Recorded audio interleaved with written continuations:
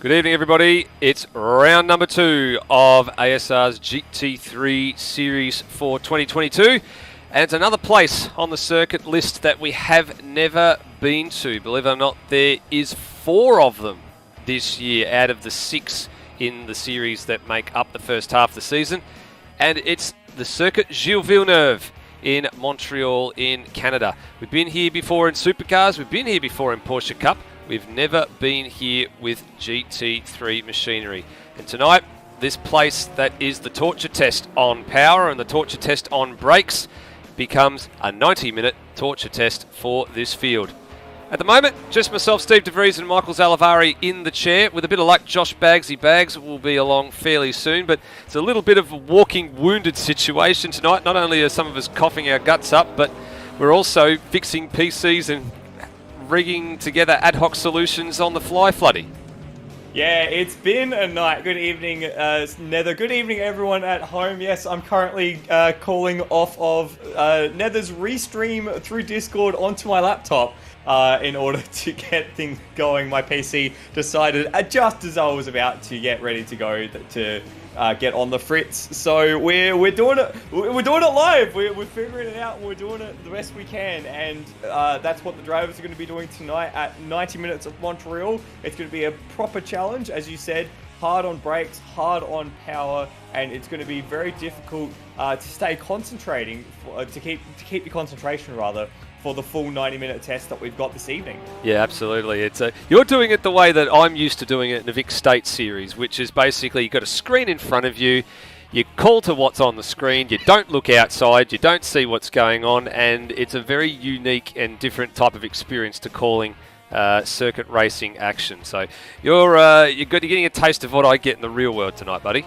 Honestly, this is exactly what I want to be doing, so can't wait for it. As long as that cough goes away, fingers crossed. Yeah, you'll have to find a mute button, I think, there, buddy, whenever you want to cough. The same way I've got mine in my hands at the moment, trying to mute it every time I need to clear the vocal cords and keep going. It's been one of those sort of couple of weeks for a lot of people with not only there's still COVID going around, but also there's what they call a rhinovirus that's doing the rounds as well, which I unfortunately had over the last week. It's not the same as COVID, but it's basically the first makings of a common cold. And they did say it's going to be a pretty nasty flu season, what the predictions are this year. So hope to God that it's not as severe as what we are told that it's going to be. But we're not actually wasting any time tonight. We are literally about to roll straight into qualifying. It's been a 2-hour practice session, and that's just concluded, and literally the clock has just started rolling. About 30 seconds in already into qualifying, and here we go. No time wasted. Everybody's starting to make their way out onto the Montreal circuit.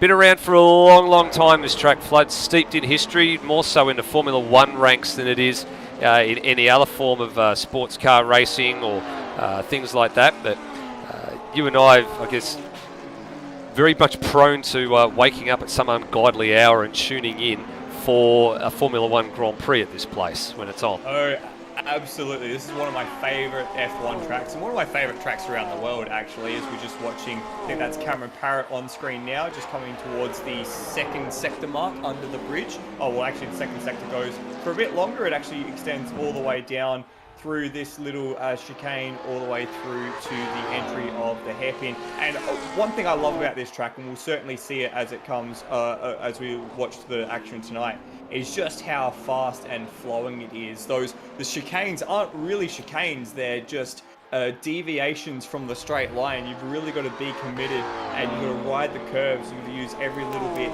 of road on entry and on exit to make a fast lap around this track. It really encourages bravery and rewards you for it, but also it's technically a street circuit, as we watch Steve Bolger start a lap coming out of the final corner and onto the main straight. So it rewards bravery, but the walls are very close, Steve. Yeah, they are indeed. You can see they're not too far away here. Heavy braking into the first couple of corners, down to probably what is the second slowest corner on the course, save for the hairpin. Late yellow flag there as well. Powering up the very slight incline. There are a few inclines up and down throughout the circuit. The elevation change is not really high. Well, that's what the yellow flag was for. It was for a car in a fence. And I'm looking to see who that was. It may have been Nathan Higginson in his Ferrari. Now down to the Sector 1 marker. Yep, first Sector 1 time is a 27.1, so it's not too bad for Steve Bolger as he now presses around the backside of the circuit. He's dragging a Loose SimSport Porsche along with him though, so he's creating a little bit of a draft behind. And I reckon that'll be Luke Rosello, who set a perfect time to the first sector as we come through this second chicane here. And Rosello's right on his tail as we go right up to the wall on the right-hand side and then into the hairpin, very famously where Robert Kubica crashed back in, I think it would have been 2008, 2007. Yeah, I remember it, yep. Bolger just a little wide of the hairpin there as he hits the second sector mark. He's going to have to let Rosello go here. Rosello's got the steam on him as we go down this long back straight. The third sector here is just all about power. It's all about that run out of the hairpin and into the chicane coming up. So Bolger's had to let Rosello go as we come into the chicane. We're going to hit these curves really hard, really aggressively. Missed the wall of champions on the right, and then straight across the line. Rosello will set the first in anger, and Bolger hits a. Oh, I can't even read the screen, unfortunately. Rosello goes 36 and a half. 33.8. Yeah, 36 and a half for Bolger, 36.4 for Cam Parrott, 33.8 for Luke Rosello. So very, very early days for Luke Rosello, but that is the fastest lap time that we have seen throughout all of the practice sessions so far, including, of course, right now in qualifying. Most of the lap times were in the low 34s for the top runners, and then I think it was about a 4-second spread all up, as we just see Brett Foley pops himself up into P2. But he's still a long way away. That was what I was oohing about in the background. Yes, it is 0.8 per second, but Foley with his, I was about to say stereotypical loose style. That was a little too loose, and in fact, so loose that he's ended up back in the garage. Who's this we've got on screen? Rossi. Brendan Ross in the Porsche. This must be the ring-in Porsche. Is he in one of the Loose SimSport Porsches? Correct. I believe I'm not sure if it's a one-night-only deal, but he is in a Loose SimSport Porsche. I think he said this is possibly the only Tuesday night that he's actually able to make. So why not do it in a Porsche, which he had so much running in last year in the GT3 series that ran for the whole entire year. So why not? If you're familiar with the car, keep going. Same way that Rosello and Wedding were as well. They've made one of the very few combinations of drivers that have actually maintained their weapon of choice from last year to this year. Deverock jumps up to third. Rosello lowers the marker again, but we'll just watch Rossi come across the line. Third. And he jumps up to third as well. Yeah, there was a bit of healthy competition, I think, in between a number of the Porsche drivers. They were trying to see if they could get themselves 1, 2, 3 in the practice standings. They didn't quite make it. But I'll tell you what, that's a pretty heavy time. Noah Taro, now he was actually second in the running in practice earlier. He's now just jumped back up into second place in the Mercedes. Here he is coming down to the first major chicane and downhill. Very quick chicane, this one, in the US Tektronix Mercedes-Benz. Looking car, this one, by the way. I do quite like the Mercedes with the silver and the teal accents. It looks quite good. It looks like it's a part of the it looks like it's a Formula One sort of inspired livery, doesn't it, from the current modern Formula One days, with those the hues down the side that sort of throw back to the Petronas livery. Well, that's taking a bit of liberties with that chicane there. I wouldn't be surprised to see a curb straight there. I've actually just noticed that he is lagging a little bit as well, so wondering if his father, who's doing the live streaming at the moment, tuning in and watching what's going on, might be affecting what his son's doing there, but we'll keep an eye on that one. I think that's just internet in the hills in South Australia, truth be told. Yeah, very famous the Taurus for their patchy internet, which has in the past affected their racing, but hopefully not tonight. It is going to be a long race and a long event, so hopefully they manage to squeeze through without any problems. A lot of curb there at the second part of the chicane as Taro almost makes the wall, and in the background, track strike as well. Track strike. He got he got bitten in the second sector, which I picked up on, and he also got bitten in the third sector as well. So that puts pay to that particular lap, but still got a good amount of time to go. Lockie Locke's just flashed across the line in the LLM Sticks Acura NSX to go up to P8, nearly 0.2 of second improvement on his last lap for him. That just moves him, or keeps him, just an arm's distance ahead of Cameron Parrott in the Audi. See a lot of variety in the cars that we've got tonight. We've got the NSX here for Lockie Locke. We've got the Porsches, the AMGs, the Audi for Cameron Parrott, the Lamborghinis run by, I think that's Christian Alvarez and Felix Kims. Hopefully we'll see Felix in the server. I think he's in the server. Have been keeping an eye out for him. Yes, he has made it. I believe we're looking forward to hopefully seeing Rhodey, possibly Cracker jump in as well. So we're going to get to possibly around 20 cars all up. As we've seen a few cars coming into the lane as well. So Steve Warwick, good standout performance for him so far. P5 in the Aston. Flying solo tonight, unfortunately. Lockie Burke, an absentee for this one. Bolger, the defending champion from last year, goes out again. In the McLaren. It's a very interesting pit lane here, by the way, and we're going to talk about that as we get into the pit stops. But it's actually probably one of the circuits where you lose the least amount of time in transit, because by going through the pits, you cut off not only the end, closing chicane of the lap, as we're watching Termo come across the line to set his first time lap, good enough for 6th for Termo, which is a good start. But you also cut out the entire turn 1 and 2 complex, so you actually lose a very short amount of time in transit, which means that there's not all that much penalty in terms of taking a pit stop. So as far as strategy is concerned tonight, we're looking at almost definitely 2 stops for the entire field.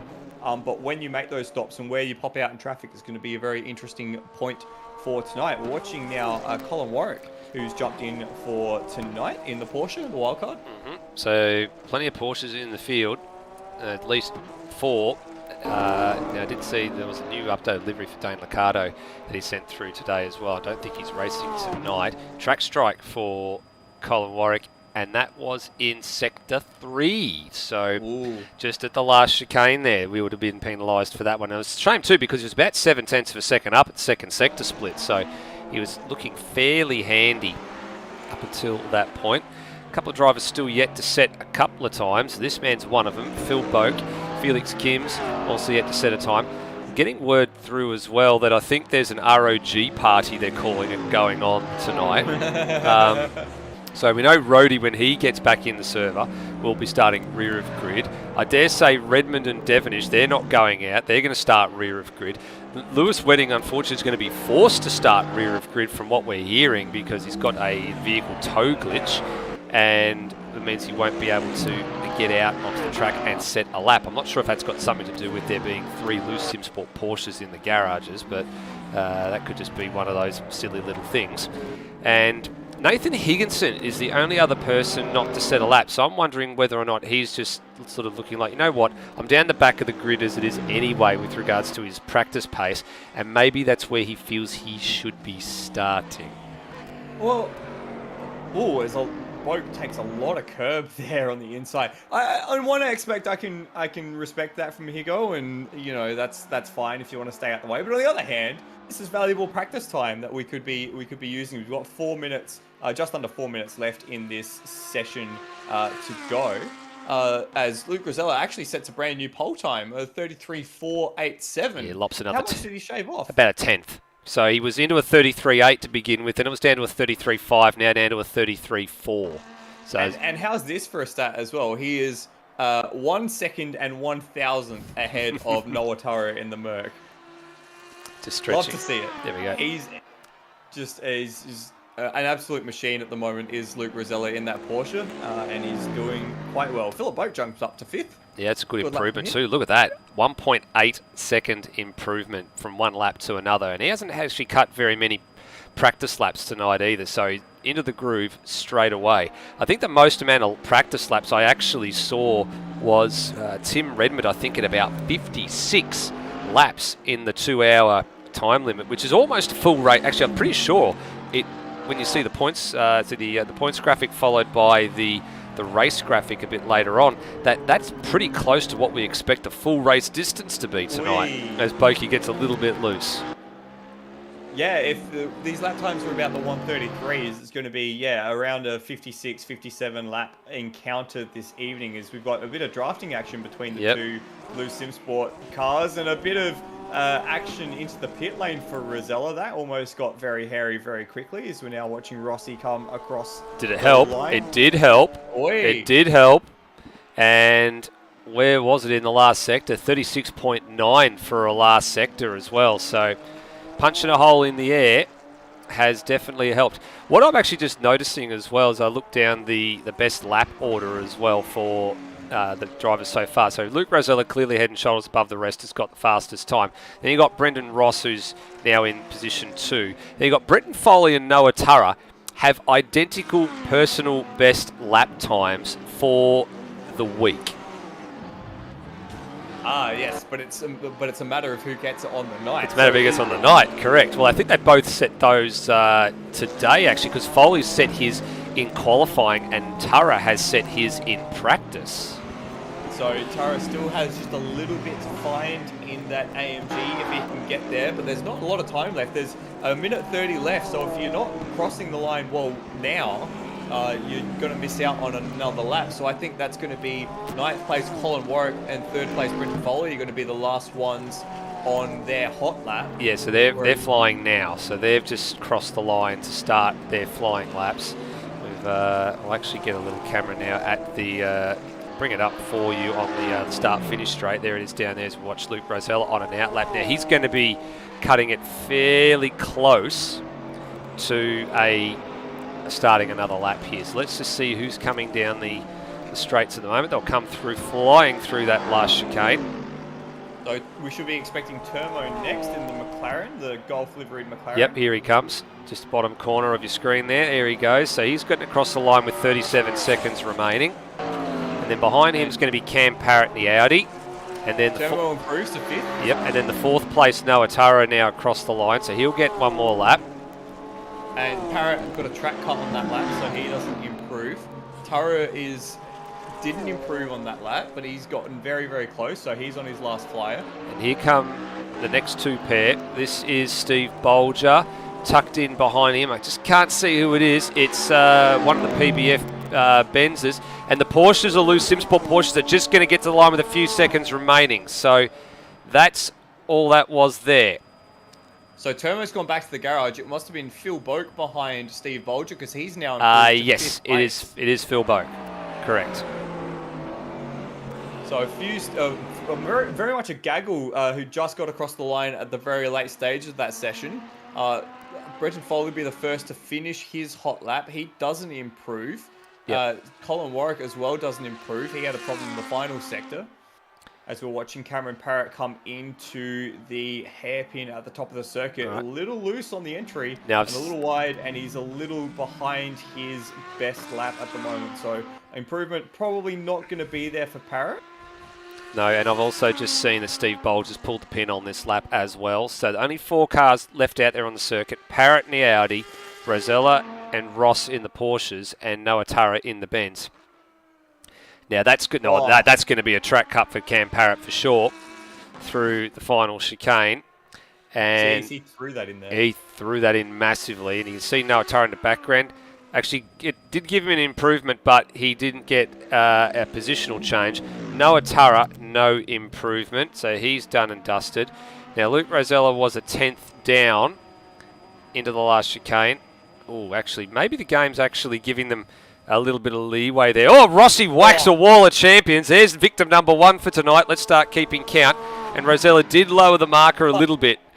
He was a 10th down at the second sector split and then shaves off another 7/100ths at the end of that one. All in the final sector. Well done, Luke Rosella. He's absolutely putting everyone to the sword at the moment. He's absolutely brained him. In the Porsche. Yeah, he just seems to have found something in that car, in that way, the way the car is set up that suits his driving style, and no one else seems to be close at the moment. And yeah, especially in qualifying trim. So Loose SimSport 1 and 2, they'll be very, very happy about that as they parade themselves around.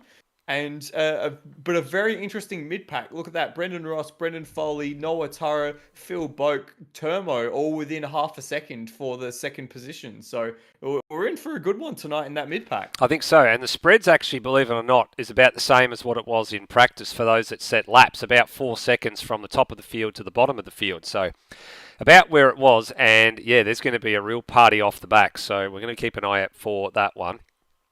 So while we have a few seconds for the drivers to just do their driver's briefing and get a few things out the way, have a look at a couple of things here. So let's first and foremost get into the track map tonight with respect and thanks to Google Earth Studio.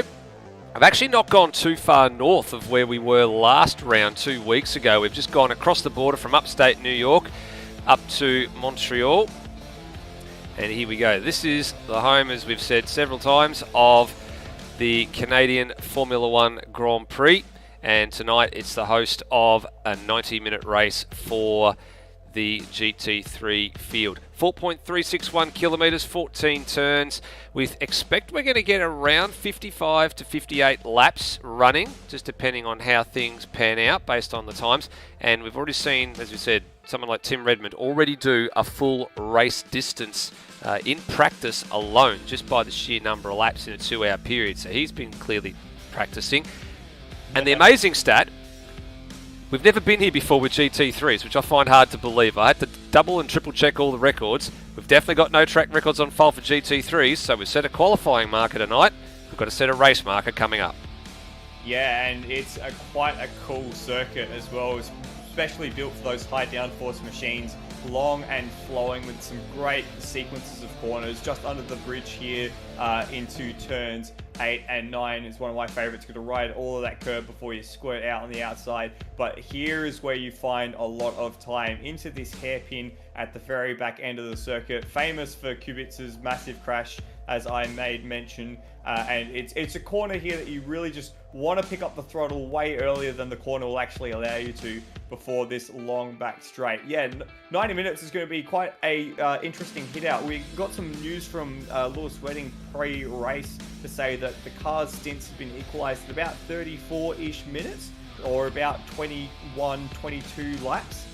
So we should be, or maybe even a bit longer, sorry, 23, 24 laps. So everyone should be able to make it on 2 stops. Where you choose to make those stops, whether you choose to come in a little bit earlier and try and stretch out those back end stints, get a bit of track position, do the undercut, or if you want to stretch your first stints and come in a little later, or you just want to split them all evenly, that's going to be the question of the evening. And it's such a fun circuit to do this around. I can't believe we've only just been here for the first time in GT3. Yeah, me either. And there's probably a couple of words to describe this track, and I think it probably is deceptively simple. There's a lot of simplicity in the track. There's a lot of times where you can relax. So up the back straight, you can, on the way to the final chicane, you can relax. There's a little bit of opportunities to relax on the back side of the circuit. But some of the corners are pretty technical. Some of them are pretty free-flowing. Some of them require different lines. Some of them require you to use some curbs. So as much as you look at the track map on paper and say, it looks like it's a fairly simple track, can be deceiving, I think, is probably the one bit you take out of it.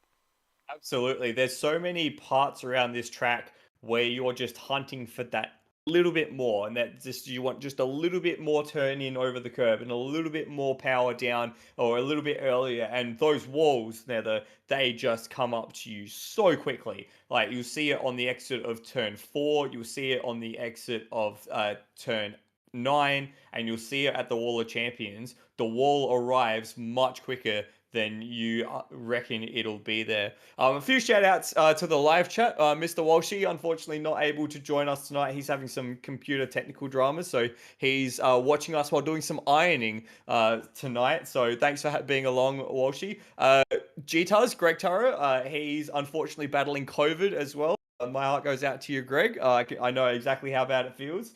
So hopefully you heal up all right, Greg. And John McDonald not cracking out the controller tonight. And Peter Thrower as well not joining us tonight. But joining us in the live chat. And it's a pleasure to have you with us. And I hope you enjoy the evening's action. You got to be careful too, because I think John McDonald's actually got himself a wheel now, so look out. Oh, It's no oh. longer the controller anymore, so we're going to have to be very politically correct about that.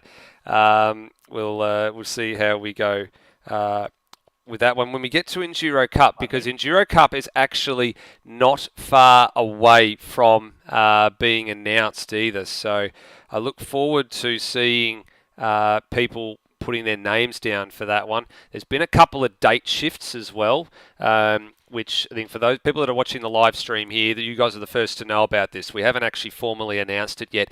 There has been a little bit of reshuffling of a couple of dates pertaining to Supercars Dev Series and the Enduro Cup, primarily in August and September, just to sort out a couple of issues we had with other series that had come along after we'd put our dates out and then claimed a few dates. So just to avoid some conflicts, we've opted to move a couple of things around. It's not too extreme, but the calendar in the Discord has been updated, and we will be putting out an announcement about that in the next, probably the next couple of hours. So keep an eye out for when we reveal all in the next, probably by the end of the night. I think we'll probably have that out.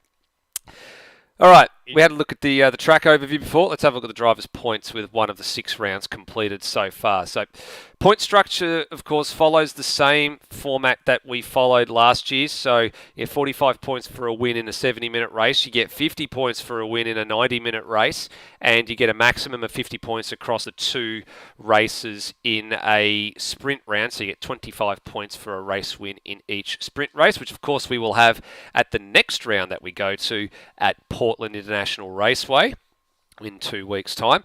But that's your point standings after round 1. And a little bit of irony here. I think this is the first time, Flood, that we've actually had this in any series that I can recall. The 2 men at the top, Luke Rosella, Luke Sweating, they're in a team. Brenton Foley and Philip Boak underneath them, they're in a team. Steve Bolger and Curtis Igmanis, aka Termo, they're in a team. The top 6 positions are all filled by team cars, one after the other, and I've never ever seen that in any series that I've been calling or watching or putting together for ASR since the get-go. It's a bit Noah's Ark. It's a little bit, yeah, Noah's Ark, 2 by 2. But balanced performance must have been a little off if everyone just sorted it. Nah.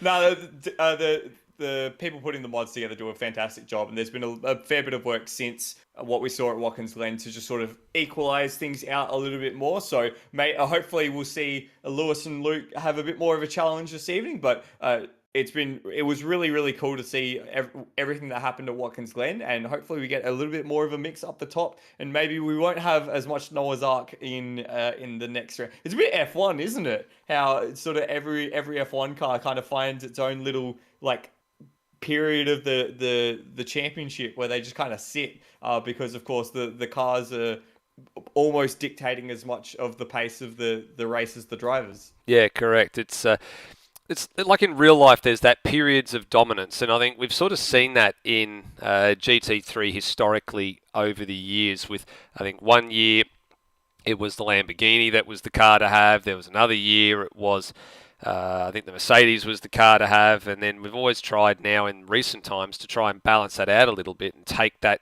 out of the equation. So people can, have a bit more freedom of choice and a bit more variety in the grid. And precisely, I think it sort of had a little bit of an impact. Although, I know we were questioning it after the last round when the Porsches were up the front, that they ran away with it so easily and was able. Then again, they'd also done their homework and worked out that hey, we play our smart cards here. We can one-stop this. Yeah, and absolutely. That's the thing about GT racing in general. If you do, motorsport in general, truth be told, if you do your homework and if you can work out where you're strong and where you're weak and what facets you need to emphasize and how you can turn the race into your favor, you get rewarded in the end. And that's what Lewis and Luke did for Watkins Glen, and they got rewarded. Yeah. Bagsy, he's made it. Hello. I've rushed home at exactly the speed limit. to not 1 kilometre over. If How the very responsible of constabulary are you. Yes, listening. it's a very responsible Yes. driver you are. No, it's the band is back together, which is great to see. It's one of those things. I think at the moment we've all got those sorts of challenges in life that everybody's trying to find a way to best handle, and uh, Tuesday night commentary is sometimes it's a bit of a difficult one. I think for a few of us to make, especially with some of the time zone changes and us being in 3 different states, in one in the left, one in the middle, and one in the right side of the country. If we're playing, left and middle, the western side, the eastern side, and the central side of the country. So we've got 3 different time zones here at the moment. Getting everybody together is always a bit of a challenge. Been easy now. Daylight savings is over. Yeah, that's a good point actually as well. There's daylight savings being over for the better part of the next 6 months, makes it a little bit more stable. I've always found that daylight savings is a bit of a bugbear for a lot of people, just because not everybody, of course, moves with the time zone. But there's been talk, I think, in recent times about those that shouldn't. Maybe we should all just move forward 1 hour and keep it that way for the whole entire year, and not worry about changing it anymore, because it'll has obviously some benefits in the summer months and things like that. But there's I guess there's also some arguments for leaving it right where it is and staying that way for the whole entire year as well. I like daylight savings. I like having more time in the summer, and I like not getting up before the sun rises in winter. That's just my opinion. Yeah, I see your point with that one as well. I think there's those avenues too. I mean, I for one don't mind coming home after work on during the summer months and doing a little bit of stuff outside, especially with my kids, and spending some time with them. When it's good to go down the beach late in the evening or something, or go to the park or something, when you wouldn't be able to do that getting home at 5 or 6 o'clock, and try to go to the park in darkness. It's usually a bit of a it's not a very nice place to be. Yeah, a bit sketch, I think, as you've just rightly put. Looks like Cracker's actually made it out as well. So we've got 19 cars for the race tonight. There's one. I'm just looking to see if there's anybody that appears to be missing. Roadie's made it. We've got ourselves up to 19. So there's going to be a few cars off the back, at least a half a dozen of them. So I feel like we're missing a Lamborghini at the moment. Yeah, I'm about to have a look just to see if anyone is yet to make it back in. A Cracker made it in. Brendan Ross is there. Christian Alvarez is the one we're waiting to see. So and also Darren Loughlin. And, yeah. Is that a driver we recognised before? Yes, correct.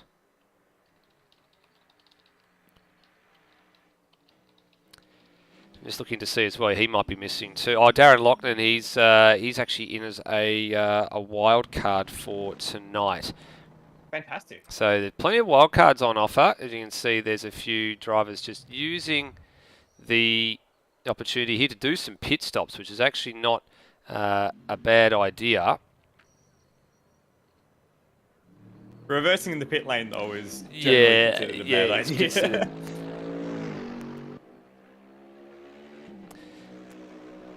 Yeah, no, that's true. And I think we are. There might be a small warm-up restart, I think, about to happen in progress here as well. I mean, we might be waiting for one more. One more person just to get back in, which is Christian Alvarez.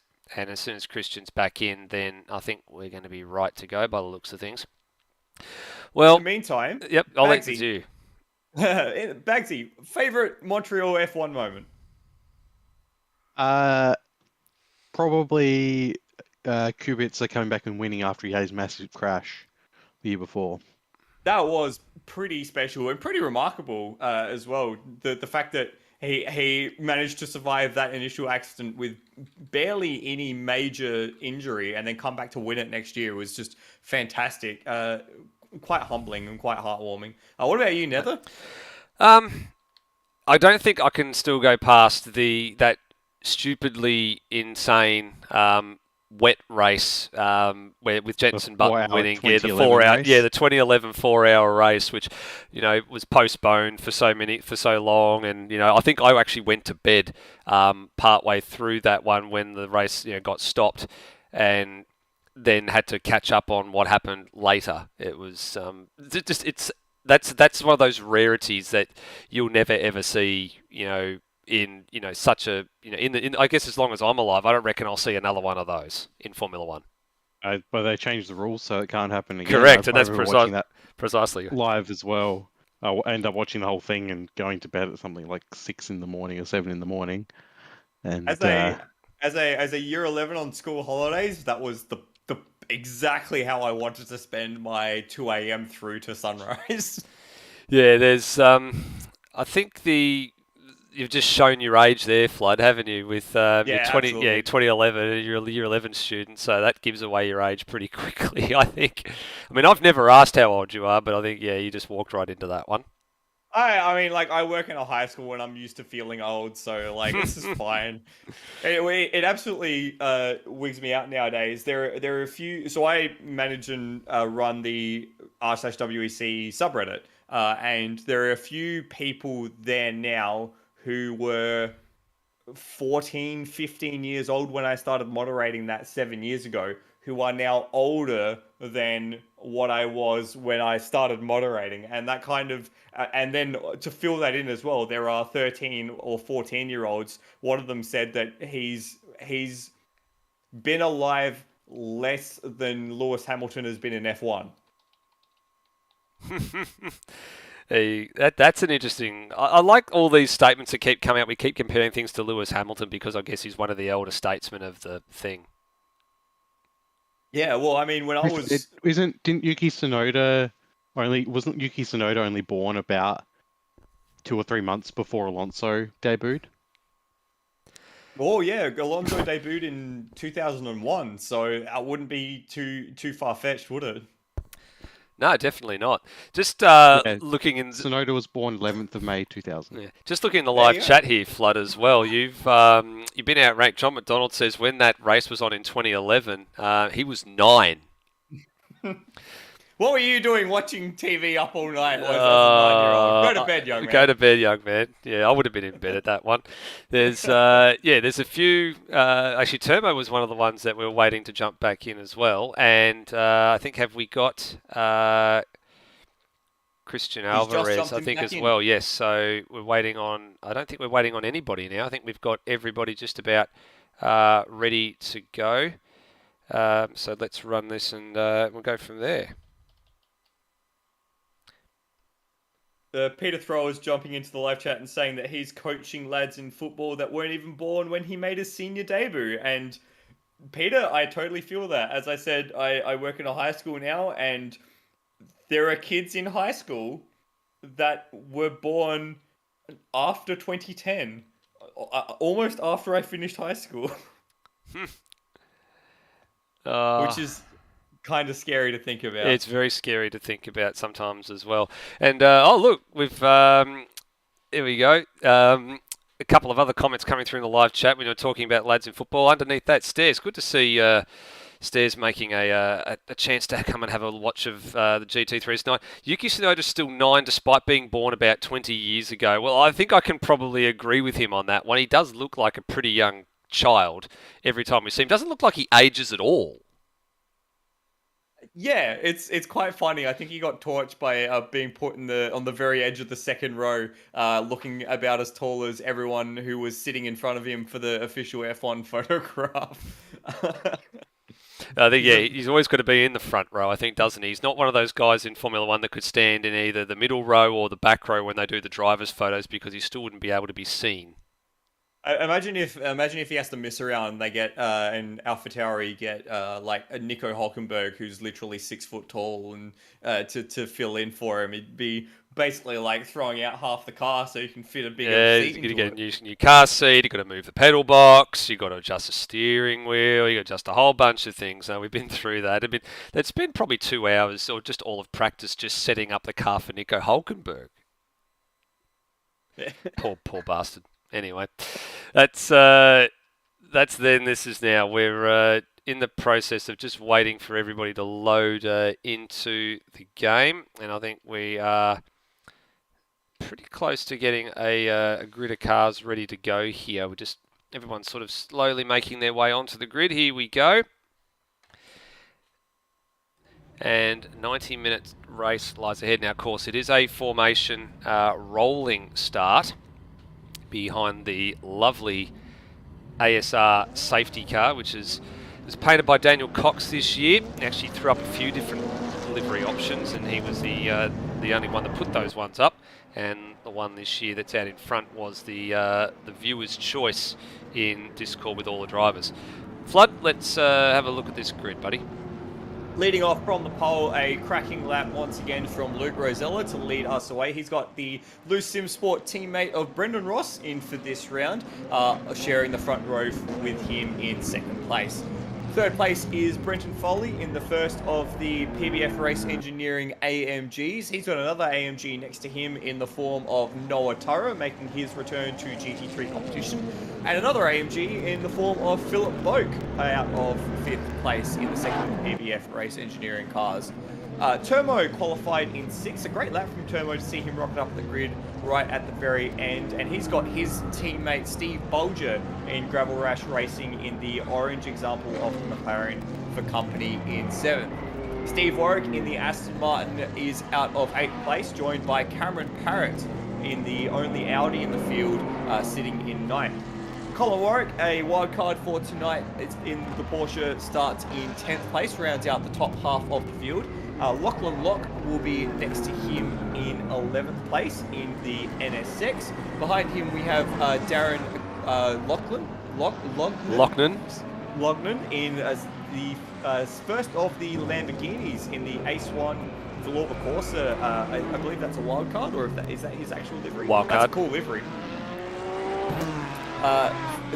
13th is the second of the Lamborghinis in Felix Kims, and 14th is the third of the Lamborghinis in Christian Alvarez. They're all packed together in that little group there.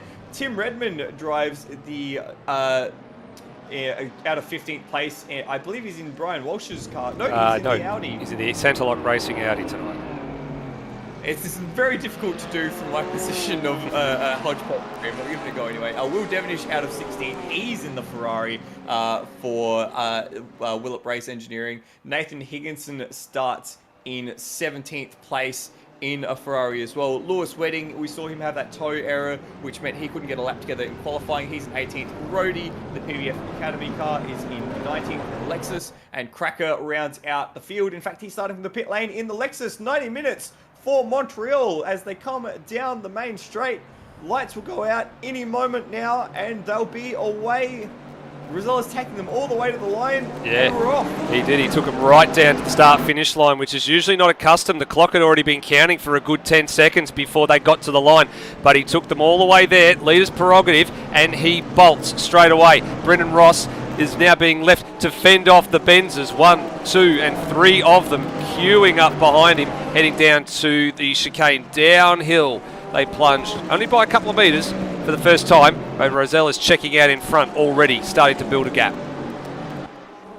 Rosella, Wedding, Brendan Ross, Foley, and Noah Turra in 4th place. Sorry, Bagsy. Cracker's finally as though there was a bit of a tussle at the back. Someone got pinched into a wall, I believe it was Colin Warwick and Steve Bolger. Had a bit of coming together. One of them was a bit of Bolger was pinched into the wall. Yes, that would have been probably down, I'd imagine, at the chicane there as well. So as they come down the hill, it's a bit of one of those ones that Flood was talking about, where the wall comes up very quickly, and you don't really want to, step too far out of the groove, because you'll give it a right royal whack and probably do a fair amount of damage while you're at it as well.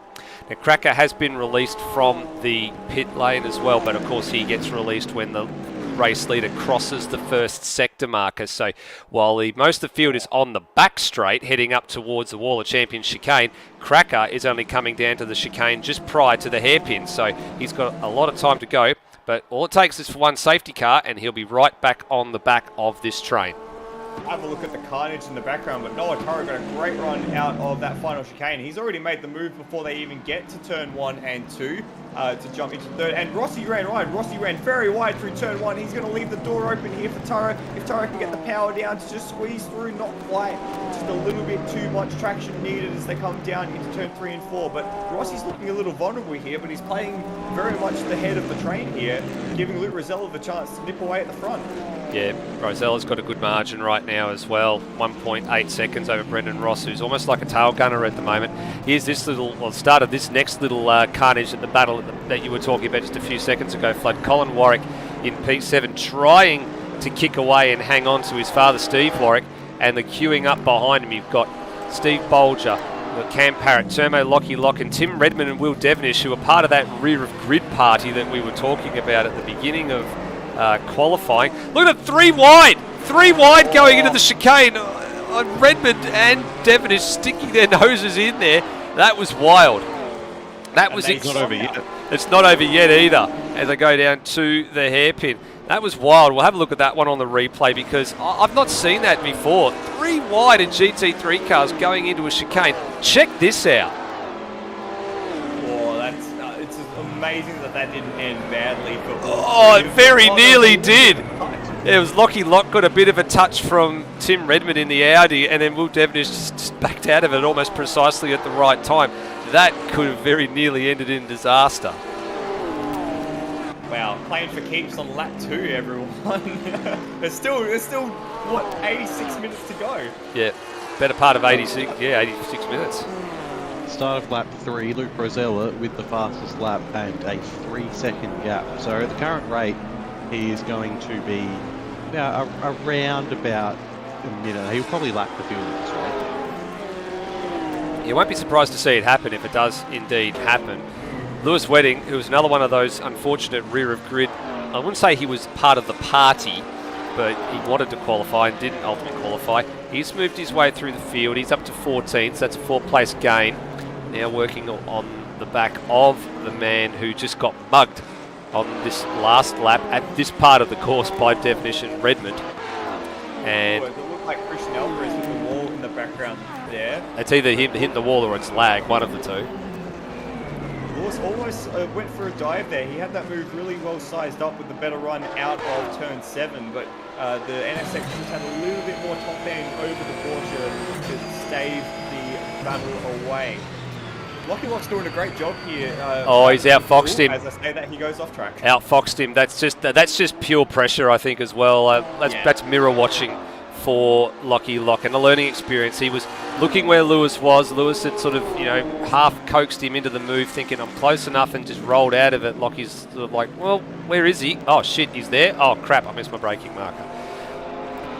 Have a look as well just ahead of them. Tim Redmond and Termo going side by side through the final chicane. They both squeeze out the other side. So Redmond's now already up to 10th place after starting from the back of the field, I think in 15th or 16th. So he's done a fair bit of work to start the race off, and he's already passed Termo, who's dropped a few positions from his starting place. He was in the top 5 to start with, so he's found the very beginnings of this race quite difficult.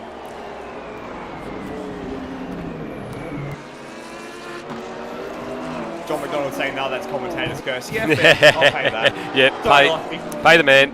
Pay the man. Just seeing as well that there's some sponsorship dollars involved for the Tim Redmond last to first challenge to be actually pulled off. Otherwise, they're pulling their money. But I don't know what sponsors that are. I'm wondering if it's the Pack and Save sponsors that are on his Mustang, which we'll get to see next Friday night in the third round of the Supercars Championship, which is actually a home race for the Kiwis as well, because they're going to Hamilton. Which of course is close to where most of them live on the North Island. So they've actually got 2 races this year, Supercars. Pookie is the second one, which actually falls on Remembrance Day in November. So we've got a little special lined up for that one as well. Not special liveries, but of course we've got our customary tribute, which we've done for Remembrance Day when it does come up. We've actually did it in GT3s when we did the Remembrance Day to Remember round in 2018 at Albert Park, which was one of the all-time great classic finishes in ASR's endurance discipline. It was the WEC series. Bags, you'll remember that one like it was yesterday. Probably one of the wildest and unpredictable finishes we've ever seen. It was definitely one of the, if you haven't seen it on this channel, it's one of the most highly rated videos. We suggest you go and watch it. It's definitely one of those ones where I'm trying. I always confuse it with the Adelaide one where people keep running out of fuel.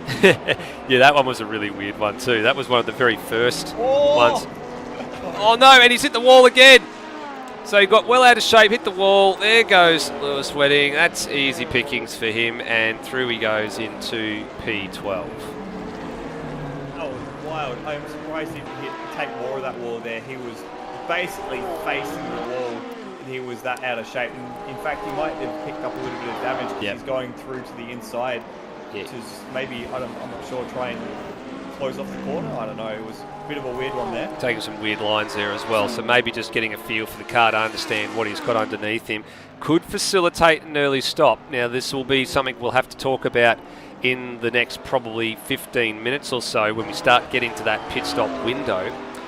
The comfortable two-stop strategy sort of seems to be the go here for everybody getting to about the 34-minute mark, so you could be able to make it quite easily on fuel alone. Whether or not you want to pull the trigger a little bit early, pull an inverse strategy or what have you, will be the real order of the day as Parrott sort of sidesteps the argument, lets the second Audi of Tim Redmond go through. Devonish now sizing up the opportunity on the Maple Leaf SimSport Audi into turn one, but not quite there on this occasion. Oh, Brendan Ross had a big lock-up, and Noah Tara's going to have a go. Yeah, here they go. It's Royal Call Bagsy. Had a lock-up coming down the hill into the chicane, and just wasn't quite close enough to stick it. Not quite close enough to stick his nose in there, but good run though. Good run out of the chicane. Here we go. This is better. Yeah, Rossi's ran a little wide there, and the crisscross is on. Noah got a great run out of turn 7 as they come underneath the bridge. They're going to brake basically at the same point. Noah's got the inside line. Can he box the Porsche out? The Porsche uses all of the curb there. They're going to run side by side down towards the hairpin as well. Who's got the horsepower? Is it the V8? Is it the flat 6? And Foley's going to be into this as well. They come through to the hairpin. Noah's got the inside line for the hairpin. Can Foley make the move as well? Oh, holds him up beautifully. Now can Rossi do the drag race down the back straight? This will be the interesting part. No, hasn't quite got the horsepower in the straight line to be able to make it happen. Now, here's the onboard from Brent Foley. They're drafting, you're right, Bagsy, and the question's going to be, has he got the ability to pull it? No. Tara covers, leaves himself enough margin to take the chicane here, but I don't think this is over yet by any stretch of the imagination. Rossi's not going to give in that easily. And Foley as well, with a little bit of drift through the final chicane. He's in the mix of this as well as we come into turn 1. Noah Tara a little bit sideways through the first part, and it's all compressed up again. Very much energized up at the front. Well, it's interesting. I was on board with Noah Tara for the last lap and a half, and he was very taily initially, and then as soon as... Rossi has a big moment.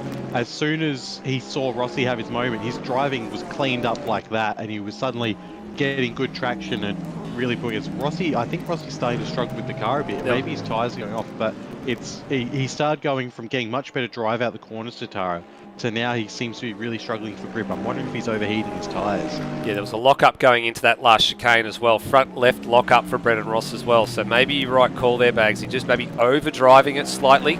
Got the tyres maybe pressured up a little bit too high, or maybe the car's not biting the way he wants it to as the temperature goes up. Let's just see if he can just settle back into a rhythm here. He's still within striking distance of Noah Tara if there is a mistake or two, but look at the gaps there. So he's sort of about the same gap. He's sort of like Piggy in the middle. Got the same gap to Tara in front as he does to Foley behind. And Phil Boak's not too far away either here as well. So maybe the Vodafone PBF Racing Benzes might be able to gang up and pull a little bit of a strategy play here and maybe force Brendan Ross into an early stop if one of them goes a little bit early and then the other goes long. Just a quick note on where Foley is at the moment. I thought Foley absolutely missed a trick there. He was right on the bumper. We saw it from the onboard of the Porsche going through the final chicane. But he had a very slow first sector, a 27.3 versus a 26.7 for Noah Tara. And he just seemed to evaporate off the back of the Porsche. He really should have been on top of, as both... Well, I was about to say all three of them hit the wall there. Both Tara and Rossi hit the wall there. He really should have been putting the pressure on Rossi through that first. Oh, Rossi's gone off. No, he's managed to hold it up. He just got a wheel on the grass in the braking. But you see, these little moments there, Foley should have been pouncing on that. But instead, he lost half a second in a single sector. Yeah, you're right. He was right on him down at the chicane. He had the opportunity to follow Noah Tara through and make it a little bit more difficult for Brendan Ross to really, fight on and have another spot there, but opted to stay in behind. Another change of position happening here. Bolger's just lost P8 to Tim Redmond. Now, did he sidestep that argument, or did Redmond get a really good run? I think maybe Bolger might play the long game here, and then Devonish and Lewis Wedding in behind. So these guys have made some great progress from the back of the field already, and Redmond's only 22 seconds off the race lead here. He hasn't been losing time hand over fist. He's been comfortably, his best laps are 35.7 relative to the race leader in the mid-34s. Although Rosella's really pressing on hard and, throwing down the times. But the podium's within reach, I think, here for Redmond, fellas. That would be quite a result for Tim Redmond. That would be almost as notable as the Bathurst 6-hour winner coming from last place on the grid. That would be quite a drive. Bagsy. Just saw Rossi missing the final chicane. And he's going very well. His car just seems to have lost he had a fair bit of poise in the car in the first few laps, but he just seems to be getting away from him a bit. Foley isn't able to capitalise though, as you were saying earlier, and he's actually gaining on Noah. So I'm wondering if he's just overdriving the car a little bit, because it's 2 laps in a row where he's not registered a lap time due to track cuts. And Noah's not able to pull away from him. It's still about anywhere from 0.7 of a second to a full second a lap that Rosella is pulling away. Here you go, we've got a slow-mo replay coming up here. Phil Boak actually grabbed the wall out here, and we'll see a mirror go flying in a few seconds. Here it is. Actually got the wall, and there goes the mirror. Oh, not the mirror, one of the fairings on the front of the car. Sorry, I thought it was a mirror for a moment. That is a big hit. Surprised that he's not picked up any damage from that. Yeah, I'm a bit surprised actually as well that actually went the way that it did. I think it probably looks a little more harder than what it does when you're looking at it live. I think it's probably just the replay sort of catching up a little bit. Probably wasn't as hard as what it was, but it goes to show you, I think all 3 of them on that lap actually gave that wall a rub. Boak, Foley, and Ross, they all gave that outside chicane wall a touch-up job. Plenty good. It's not like the Wall of Champions. I mean, that's sort of the one where everybody seems to be taking the most liberties or trying to push the boundaries so much. Here we go again. Rossi got fairly close. Foley didn't get as close, and Boak sort of mirrored what Foley did. So they're all seeming to figure out that that's the corner that they can gain or lose some time over. It's not the last chicane, it's that part of the lap. Oh, as Rossi got the outside wall on that occasion on the exit of the next chicane. Yeah, that turn 3 and 4 complex is really one of those sections of track that encourages you to just take a little bit more throttle, take a little bit more speed. As Rossi and Boak are a bit all over the shop through 8 and 9 there. Wouldn't be surprised to see both of them pick up a track cut for using too much of the curb on entry and on exit. Yeah. So we're looking out Steve Warwick and his son Colin Warwick in battle. And I just want to do a quick shout out to Rhodey, Darren Loughlin and Felix Kims, who are having a battle for 16th, 17th and 18th. They've been pretty well nose to tail for the entire first portion of the race and seem to be in some great battling. I think Rhodey's actually just pulled away from that battle a little bit now. Yeah, keeping an eye on him in the background. Looks like he has left Loughlin and Felix Kims to just resume their battles there. I think Cole Warwick has just sort of been content to follow his father for most of the first 10 laps of this race. He hasn't pulled any moves. They're both lapping fairly consistently as well. You see Steve Warwick only about 0.6 of a second off his personal best, and Warwick behind was actually about 0.2 quicker on that last lap. So slowly gaining, but just, I think for the better part, just happy to sort of sit behind for the moment, or a little bit overzealous at the first part of the chicane, putting the old man under some pressure here. Really starting to turn the screw, isn't he? It looks a lot more aggressive from Colin at the moment, and 0.3 quicker in that first sector he was compared to Steven just ahead of him.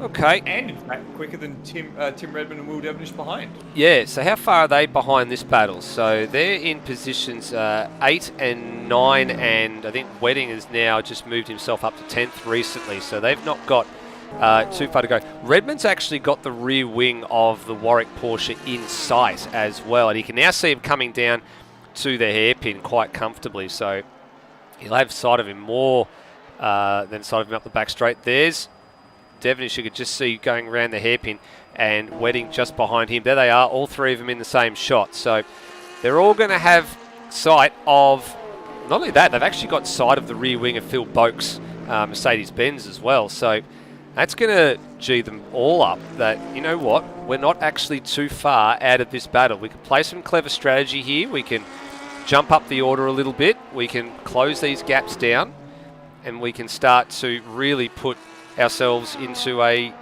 potential podium paying position at the end of the race. Speaking of the podium paying positions, I reckon there might have been a little bit of malarkey between Ross and Foley at the very end of last lap. Both of them put in a 38 final sector, so that's generally about a second slower than what we would expect, and this is after Foley set the fastest first sector of the race, so they must have been very closely matched, and I wonder if they might have even come to blows. No, I'm actually having just a quick look now on the back side of it. It looks like it might have just been a pretty average last sector. I think both didn't take the last sector very well, or last chicane very well rather. They were still on the track, but they didn't finish the lap all that well.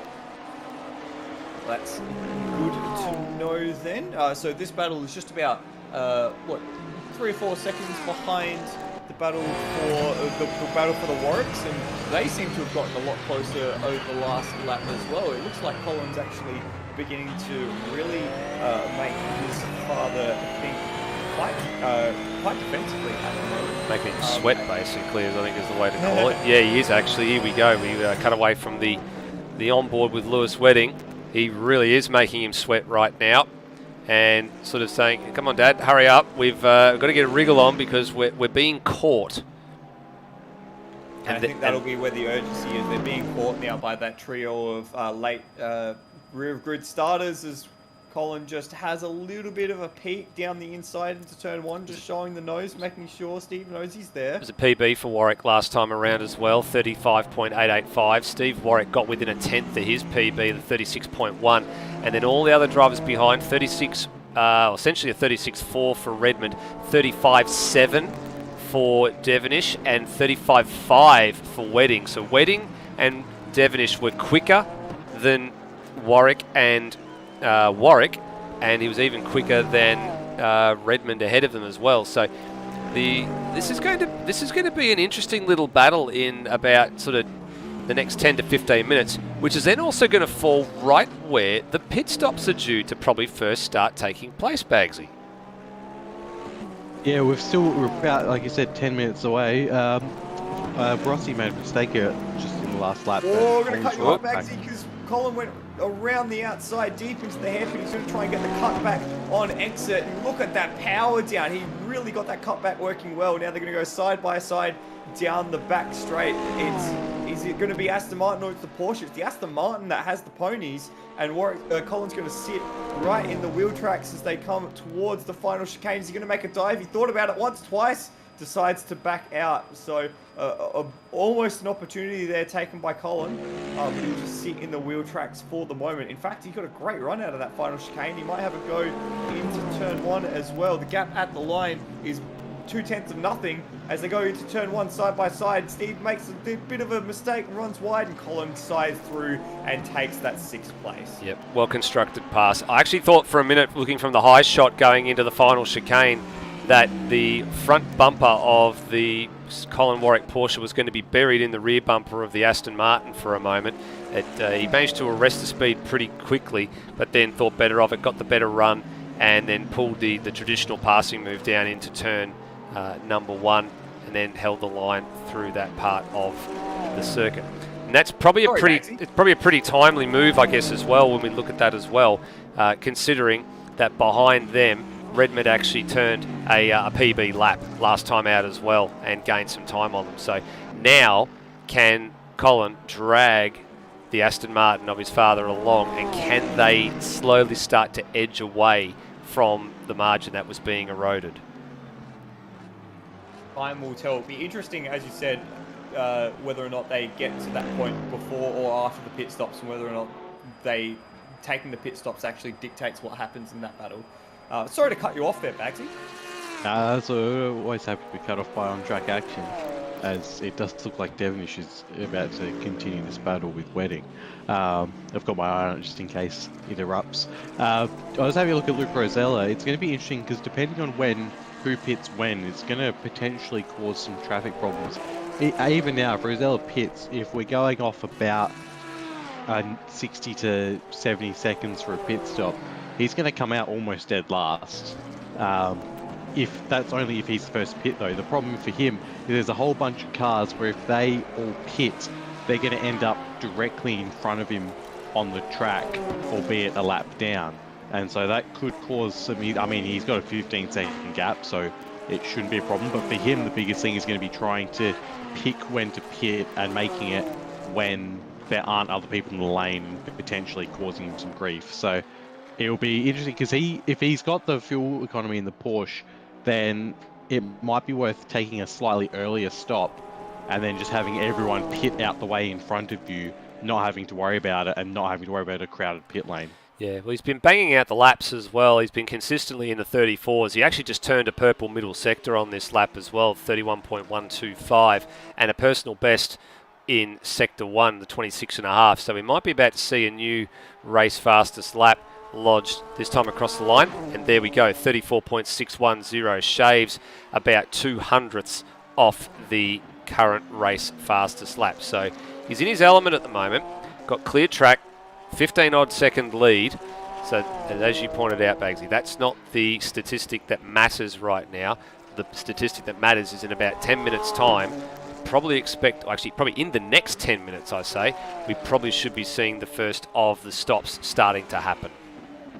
It'll be interesting to see how long the pit lane transit actually is. I made mention in the pre-show, I think during qualifying, that because of the fact that you're cutting off the final chicane and the entirety of turn 1 and 2, it's actually quite a small transit time. You don't actually lose much compared to what's happening on track. So it might be that Luke doesn't actually lose a minute or 70 seconds. It might only be 45 or 50 seconds. Foley's got past Rossi, by the way. That's been a long time coming, actually. I'm not sure where he did that, but you're right. You've just picked that one up, and I'm actually just curious to see whether or not I think we may have found what happened here. It's not something that I was expecting from Brendan Ross to do. But he looks like he made a mistake on the chicane down here, and Rossi just, he went across the grass. That's what it was. Went across the grass, had to get out of the throttle, got a track violation. Foley said, "Thank you very much." So it actually wasn't as difficult for Foley as probably would have imagined it to be. That's the third or fourth time that Rossi has made that mistake, so it's happening fairly often, as Rosella said, another fastest lap, by the way. How many track cuts is that now for Rossi, as he's right under the wheel, the rear wing of the Mercedes AMG as they come down the main straight? It's very, very close indeed. Is Rossi going to have a dive to the inside? Not quite this time around. To answer your question there, he's actually got 2 already in the first half hour of the race. So that's... Surely it's more. Surely we've seen... Yeah, according to the timing, it's 2. That being said, they aren't always. That's a big whack on the wall there for Foley. Piece went flying as well. They're not necessarily track cuts, though, are they? Just that they'll be penalised for if he's lost enough time, correct? He'd be penalised for it if he's gained any time by doing so. Yeah, I'm wondering if Rossi's is trimmed out the rear wing on that one, because his straight line speed is very comparable to that of Mercedes. And it seems to be at the cost of a bit of rear stability as he half misses the chicane there as well. Now the race leader's just starting to get a little bit of traffic here. So Felix Kims, I think, has had a bit of a drama somewhere because he was ahead of Cracker and now needs to actually get out of the way down the main straight here. So We could be really careful. I think some of that's attributed to lag, and some of that's attributed to probably the driving as well. And there we go. Through goes Luke Rosella. Next man up the road for him is going to be Cracker. And in fact, I think we've just had our first stopper, Bagsy. I think we've just seen Christian Alvarez, and he's just leaving the lane now. So that, of course, was Felix Kim's teammate. There he goes, and he comes in at the end of lap 16. That's quite early, I think, but still, if it's a 34 to 35 minute sort of pit cycle window, he's sort of doing the inverse here. He's taking the shorter, 25 minute or so stop now, getting it out of the way, but he's come out into track right in front of the man in second place. Not ideal for Noah Tara at all. Of course, Alvarez is probably going to have fresher tyres as well, so he might have just a little bit more pace than Noah Tara. Although on the flip side, we're seeing Luke Rosella pound out brand new fastest laps every single lap at the moment, so the tyres are doing very well to hang on here. In fact, I think Alvarez only lost about 34 seconds compared to his normal lap time. So that kind of goes to show the difference in the pit sequence. No, that can't be right. That doesn't sound right. Hang on, let me double check that. It was about a minute. So Bagsy, you were bang on from the very beginning. Well done. Yeah, because his last lap around was a 2:28, which is about 50 odd seconds, but he would have crossed the control line as well coming in for that lap. So he's got an out lap at speed, an in lap at speed that you need to sort of add together and then subtract 2 fast laps from it to really get the proper true pit lane time, as we are starting to see them all slowly filter in. Cracker's just made an appearance in the lane now as well. So these are drivers that are at the tail end of the field starting to slowly make their way through as we get the read on the Alvarez time this time around, which is a 39.8.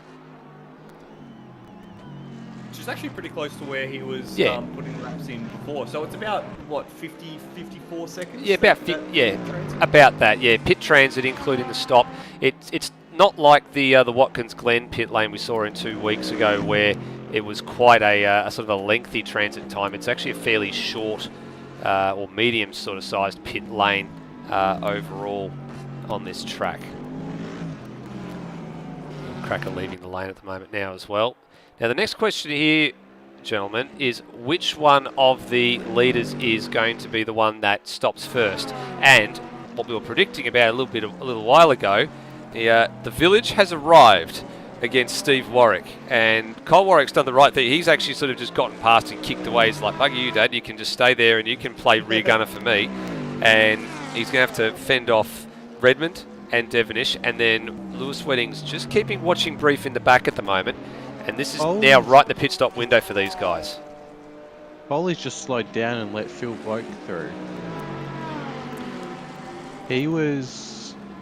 Did he have? No, he was catching. He was catching Brendan Ross. Wasn't he ahead of Rossi? He was ahead of Rossi. He was ahead of Rossi. So here's Phil Vogt. Oh no, he had an off-track excursion. That's what it was. Foley's had a massive off-track excursion at the chicane before the hairpin, and that's why he let Rossi through, and that's why Phil Vogt pounced as well. There you go. That would have been, it's a 3 second longer middle sector for Foley. So it goes to show how much you lose when you lose 3 seconds. Yeah, that's Foley's last lap was a second faster than Noah Tara. He was gaining on him quite significantly, and yeah, that's going to be more than one mistake, right? It wasn't just the one. Well, intriguing to me is that Philip Vogt has another lap time missing, another track cut. So, I wonder if the two events are connected. It didn't look like it on the replay that we just saw. It looks like Foley went and did that on his own. But you're right, Phil Vogt's got 4 track strikes against his name already, and I think there's a hard limit of 6. So you have to be careful from this point onwards. It has, of course, been upped a little bit just to give drivers a little bit of leeway for the longer distance races. It'll of course be cut fairly short for the sprint rounds when they happen, because let's face it, you've got 30 minutes. You don't really need 6 track strikes. But keeping an eye on this little battle pack back here as well. This is really going to start to get interesting right as the stops start to go. And here goes Devonish down the inside. He's going to try and steal a place here off of Redmond, going the long way around at the hairpin. Just keeping a little bit of overlap here as they go side by side into the hairpin. And we've got the first of the leaders is stopping here. We'll cut away real quick. It's Noah Tara in the lane in the number 6. And it looks like Boak coming in as well. Now's a good time for any of these in this battle pack here to pit Steve, Redmond, and Who takes Devenish, it? Anyone because take it?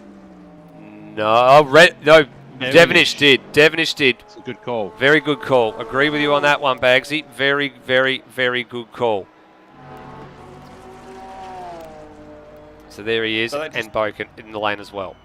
Gives Devenish the luxury of probably clean air when he gets out, and he doesn't have to worry about trying to duke around Redmond or trying to get through Steve Warwick like Redmond's trying to do now. Just a little bit of traction needed, a little bit more traction needed there to squirt down the inside, but not quite for Redmond. So the Devenish getting out of this means he's going to have clean air, a clear track, and the opportunity to do the undercut, get on those fresh tyres and start pounding out a few quick laps and see if he can get through on Redmond before Redmond gets through on Warwick. Yeah, precisely. They're going to have to be careful here too. Now, Wedding's also gone around. I did notice as well the gravel rash McLaren's went around as well. Now, looking back at pit exit, here we go. Here comes Noah Tara down the lane and into turn 1. He's got a massive clean air gap. Really good job by him. Here comes Phil Boak. He's got clean air. Now, is that ahead of the race leader? That's Rosella in the background there. There you go. So Rosella's gone through. So he's actually lapped Will Devenish here, but Devenish is going to come out behind Higginson and with a bit of clean air. So only one little bit of lap traffic for Will Devenish, as he goes now be given a drive-through penalty, which will be for corner cutting. And here come Ross and Foley. So they're now reacting to what they've seen, and Rhodey in there as well. Now, and Steve Warwick pulls the trigger as well. Now, I think Steve Warwick. This will be the interesting one. Yeah, this will be the interesting one because I think he's probably missed the trick here. I think if Devenish can get up to speed and get a really good lap time in, then he'll jump Warwick here. And then, of course, if he jumps Warwick, that means he also potentially jumps the Audi of Tim Redmond. Correct. I think Redmond ended up getting in a bit of a sticky situation there. He kind of had to do whatever Warwick didn't there if he wanted to keep any chance of getting keeping ahead of Will Devenish rather. So Redmond's going to be in a bit of a pickle. See what he can do with a little bit of fresh air. Devenish is hitting the hairpin now. Yes, here he comes now up the top that part of the straight. So the thing is, Steve Warwick is right at the back of the pit lane, so he has to traverse the whole pit lane still. Yep, so you've got Brenton Foley on the move, so he's going to come out well clear of Will Devenish. That's not the issue. The issue here, as I think the race leader's just starting to pit in as well, and there we go. And this is going to be easy pickings. Have a look at this. So on the replay, you can see Devenish is going to jump Warwick quite comprehensively. You'll see him flash by just as Warwick comes to... No, is he though? Because Warwick doesn't have to do the first corner. Yeah, no, he's not up to speed yet. That's the problem. So there we go. Going to be It's very gonna be close. And there we go. There's the gap. So there is a jump and there is a change for position.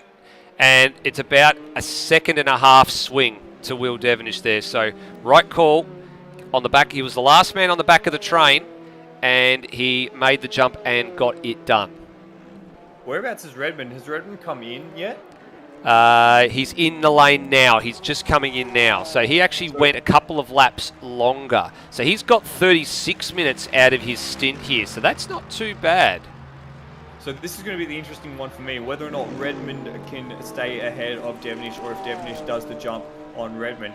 I wouldn't surprise me to see, as we're watching Brendan Ross on screen, as he's in 11th place behind Boak and Foley and Tara. So something's happened there to Ross in the stop because he's lost position to all the AMGs in that little gaggle. Wondering if there might have been a damage repair from hitting the wall a couple of times that he probably needed to get done. Quite possibly. So that actually reveals Lewis Wedding as the current race leader, still to stop, ahead of Turmo, also still yet to stop as everybody else is now cycling through. As Ross is very ugly through the chicane there.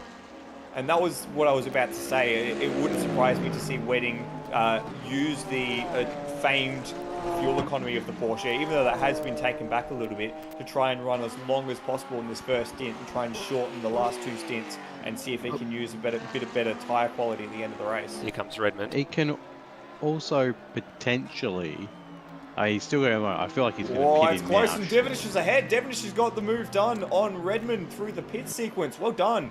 He's got the undercut and he's made it work. But importantly, they both jumped Warwick through the stop sequence as well. They were both behind him, and now they're both in front of him and with a comfortable margin as well. So now they can really start to set off in pursuit of Colin Warwick, but the gap's at 8 seconds. So Warwick's actually made a pretty handy gain through the pit stop sequence there, and on top of that, he made good gains after passing his father before the stop sequence as well. So this is now the battle that I'm going to be interested to see over the next 30 minutes, how these two go about reeling in the Porsche, if they can. Yellow flag somewhere.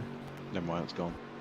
And as well, on top of that, Nether, it's really important that Devonish has made that move on Redmond. That's probably someone now that he's going to be racing for the rest of the race. And the fact that he's got that move done in the pits as opposed to on track, using Steve Warwick as the sort of pick there to slow Redmond up, means that it's a much easier job for him, and he can just focus on what's ahead and not have to worry about trying to pass someone that really, we've been saying, himself, Redmond and Wedding have been, you called it the village earlier, they've been the ones that have been racing each other through the field the whole race. Yeah, correct.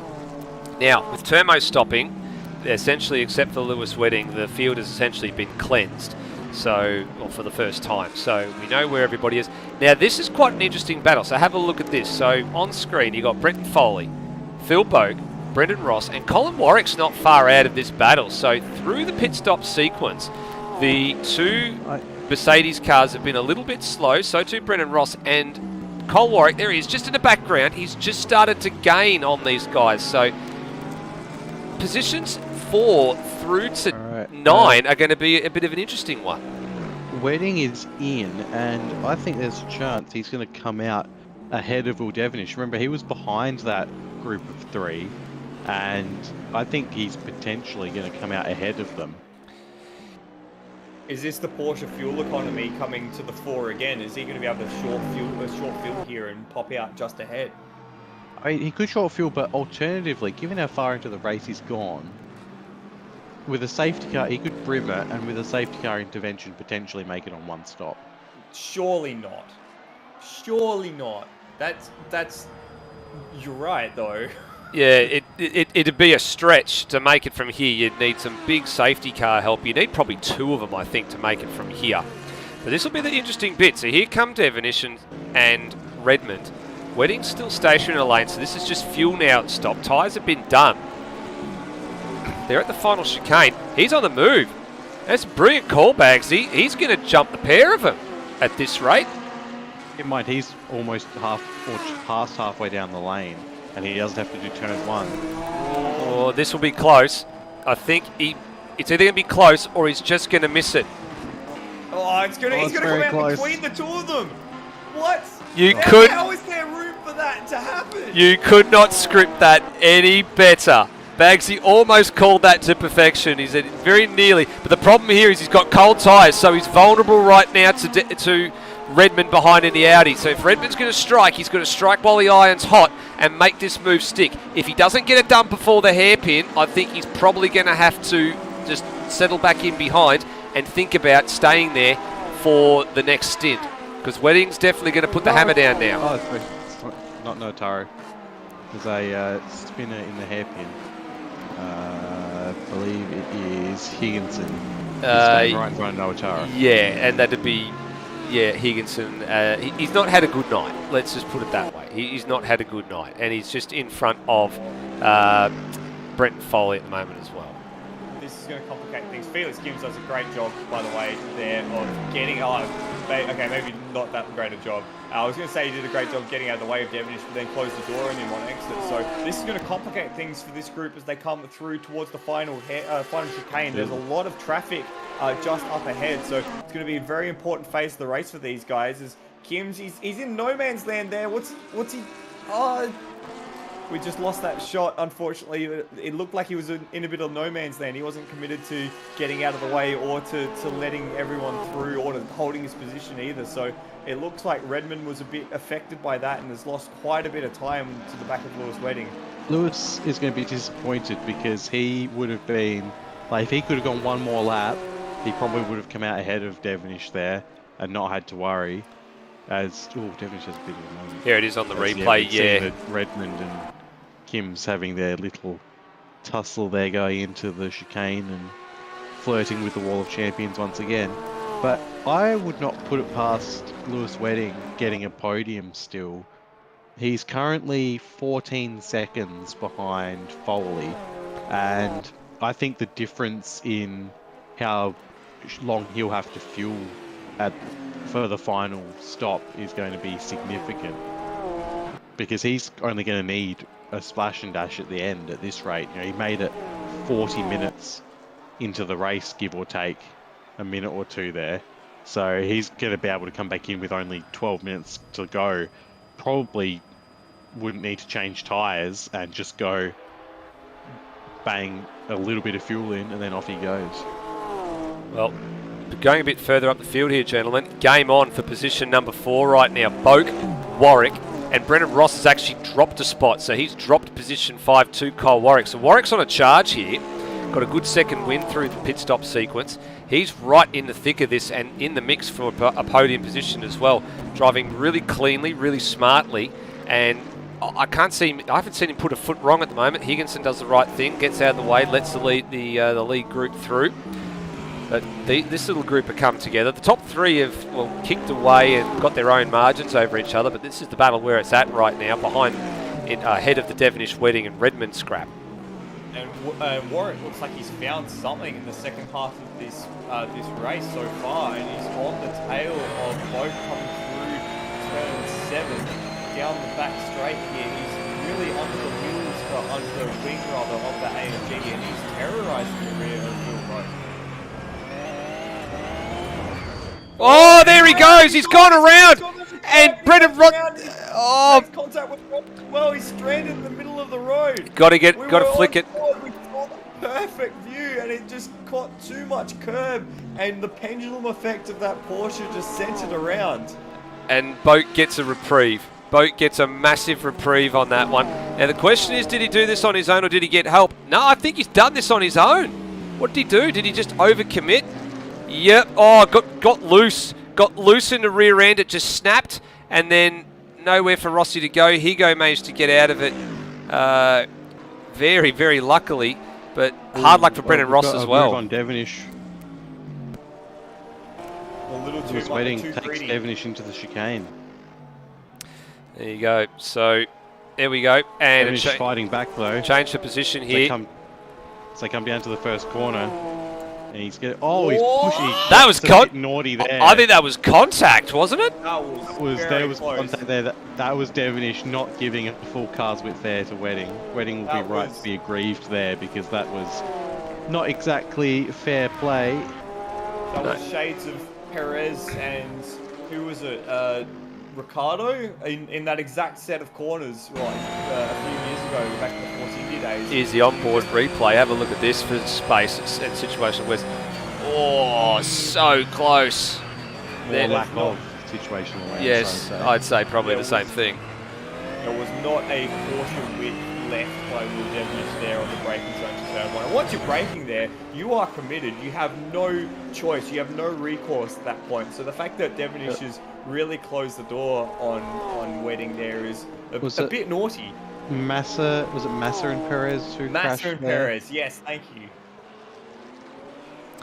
Well, everybody's... Yeah, and exactly the same thing as well in that situation, just not leaving enough room for the driver that's already got that overlap there. Well, on top of that, this race has sort of come alive for the back end of the top 10 positions in this second stint for all the drivers. They've all started to work out the strengths and weaknesses of their cars, and they're all having a real red-hot go at it for every position. And Redmond is a smart one here. I think he hasn't really lost touch with them. I think he's just sitting back there, although he's had a little bit of a bobble through the final chicane. He's sort of just backed off a bit and just sort of staying within arm's reach of these two, especially because they're coming up to a bit of traffic right now. So who they got ahead of them? They've got Higginson. Yeah, so Higginson obviously was caught up in that issue with Colin Warwick and Brendan Ross a few seconds ago. Then ahead of Higginson is Brendan Ross. Just a quick thing as well, the Warwicks have resumed their battle because of that mistake for Colin. And there, in fact, Steve Warwick is now ahead of his son. So there you go. That's flipped on its head from how it was earlier. It is, and there they are, just back together again. And off they continue through the middle part of the chicane. They're in the middle sector at the moment. Back to this battle here. Oh, did I just see Higginson exit stage left? Yep, that'll be Higginson exiting stage left. So is that the second commentator's curse we've done that I've done tonight? First one was Lockie Locke saying he was doing a great job of defending as he threw it wide of the hairpin. And the second one was just giving Colin Warwick a rap, saying that he's come alive and he threw it off the road at turn 9. Have you learnt your lesson yet? Nah, who's number 3, guys? Who are we picking? Let's ride on board with Rosella for a little bit. I was about to say, can we have a lottery ticket drawn or something? Let's pick up one.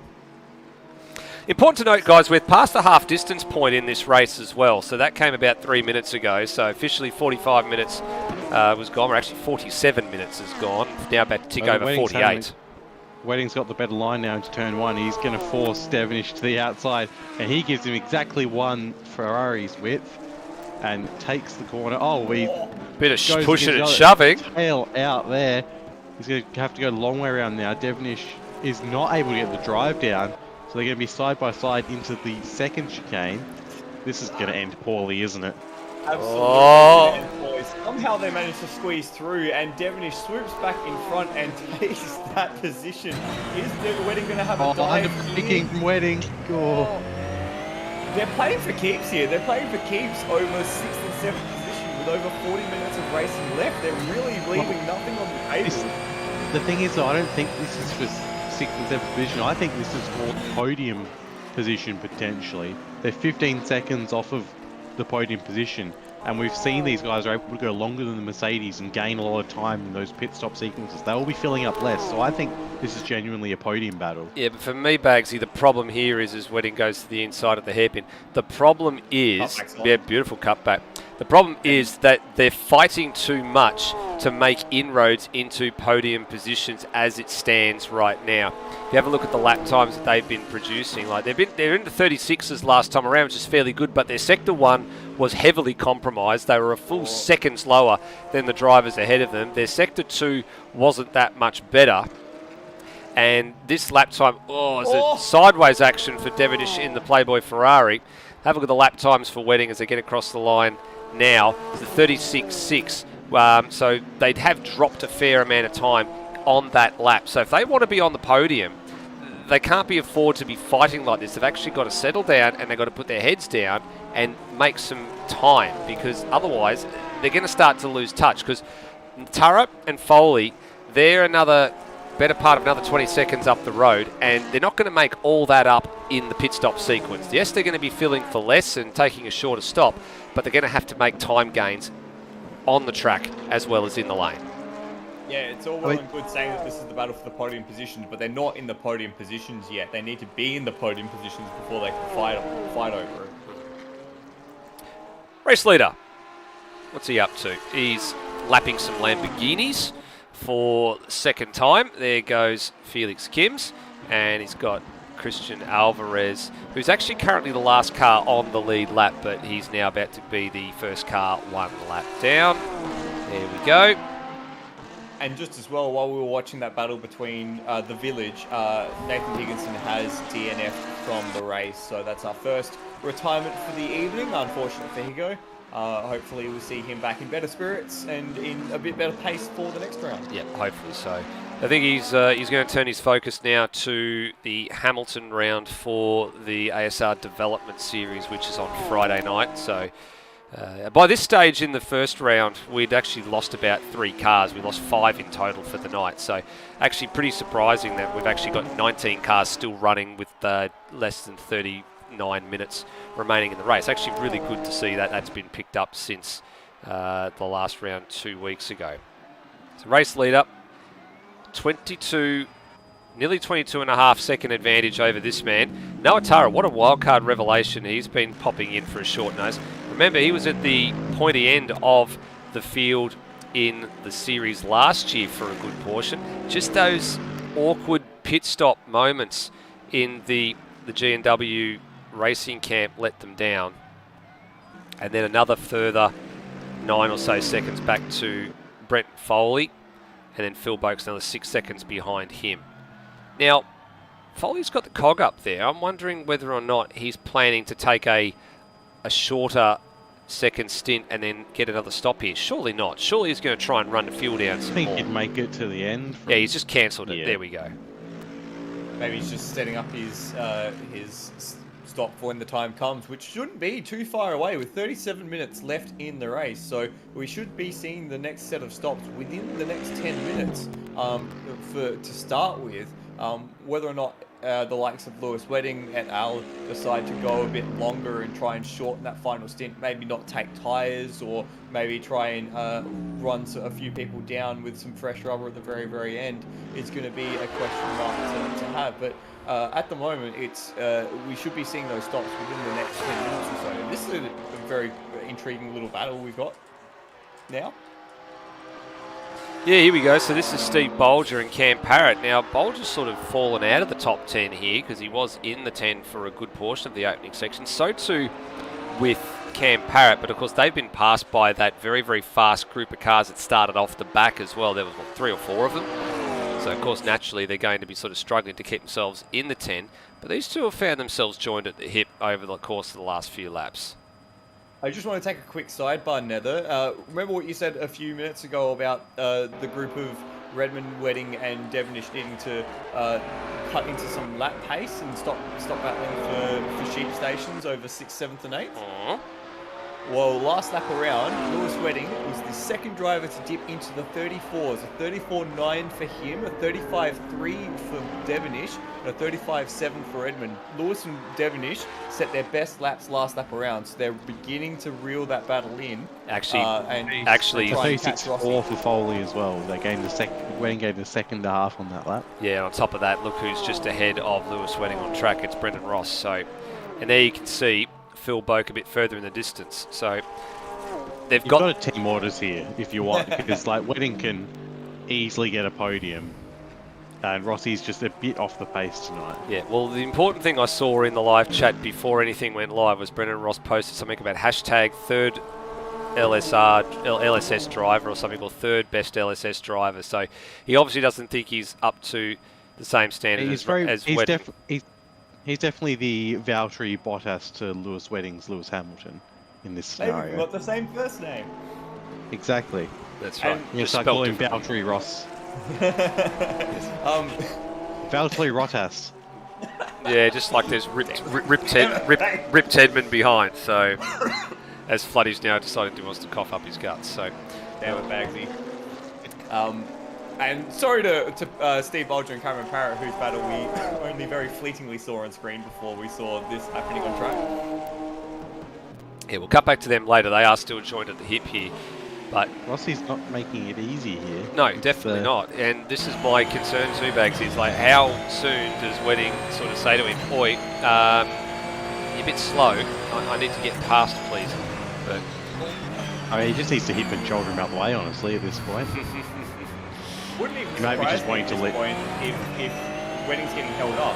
If he just comes in and pits and goes to the end, he's got the luxury of being able to do that. We saw him do what would you say it was, Bagsy, a 40-minute stint to start the race. Yeah. So he Almost, could very yeah. easily at this point just spear off there into we go. A's lane. There it is. He's just going to pass him. There it is. So it happened up the straight. So probably the best spot that it probably could have been done, to be perfectly honest with you. Give a little bit of a toe, jump out of the way, and then say, all right, it's over to you now. Now you've got to kick away, and I'll do what I can to hold these guys up behind you.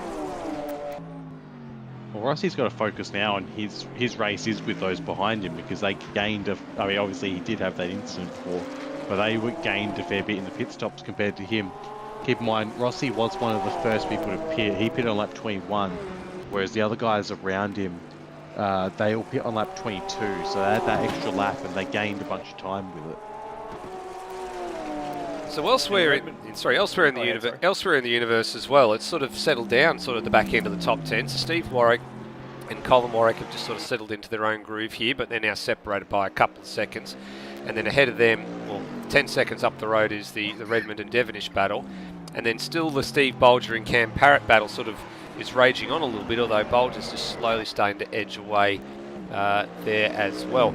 Although Rhodey and Cracker, these two have found each other, the two teammates, not that far away. The only two Lexuses in the field, actually Lexuses? I was just about to say Lexi. Yeah, I was about to say we've got to be very careful how we pronounce that.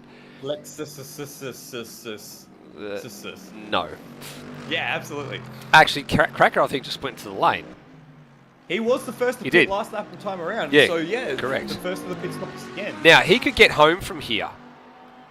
This is inside the 35 minute window. If he's very careful with his fuel, he could get home from here.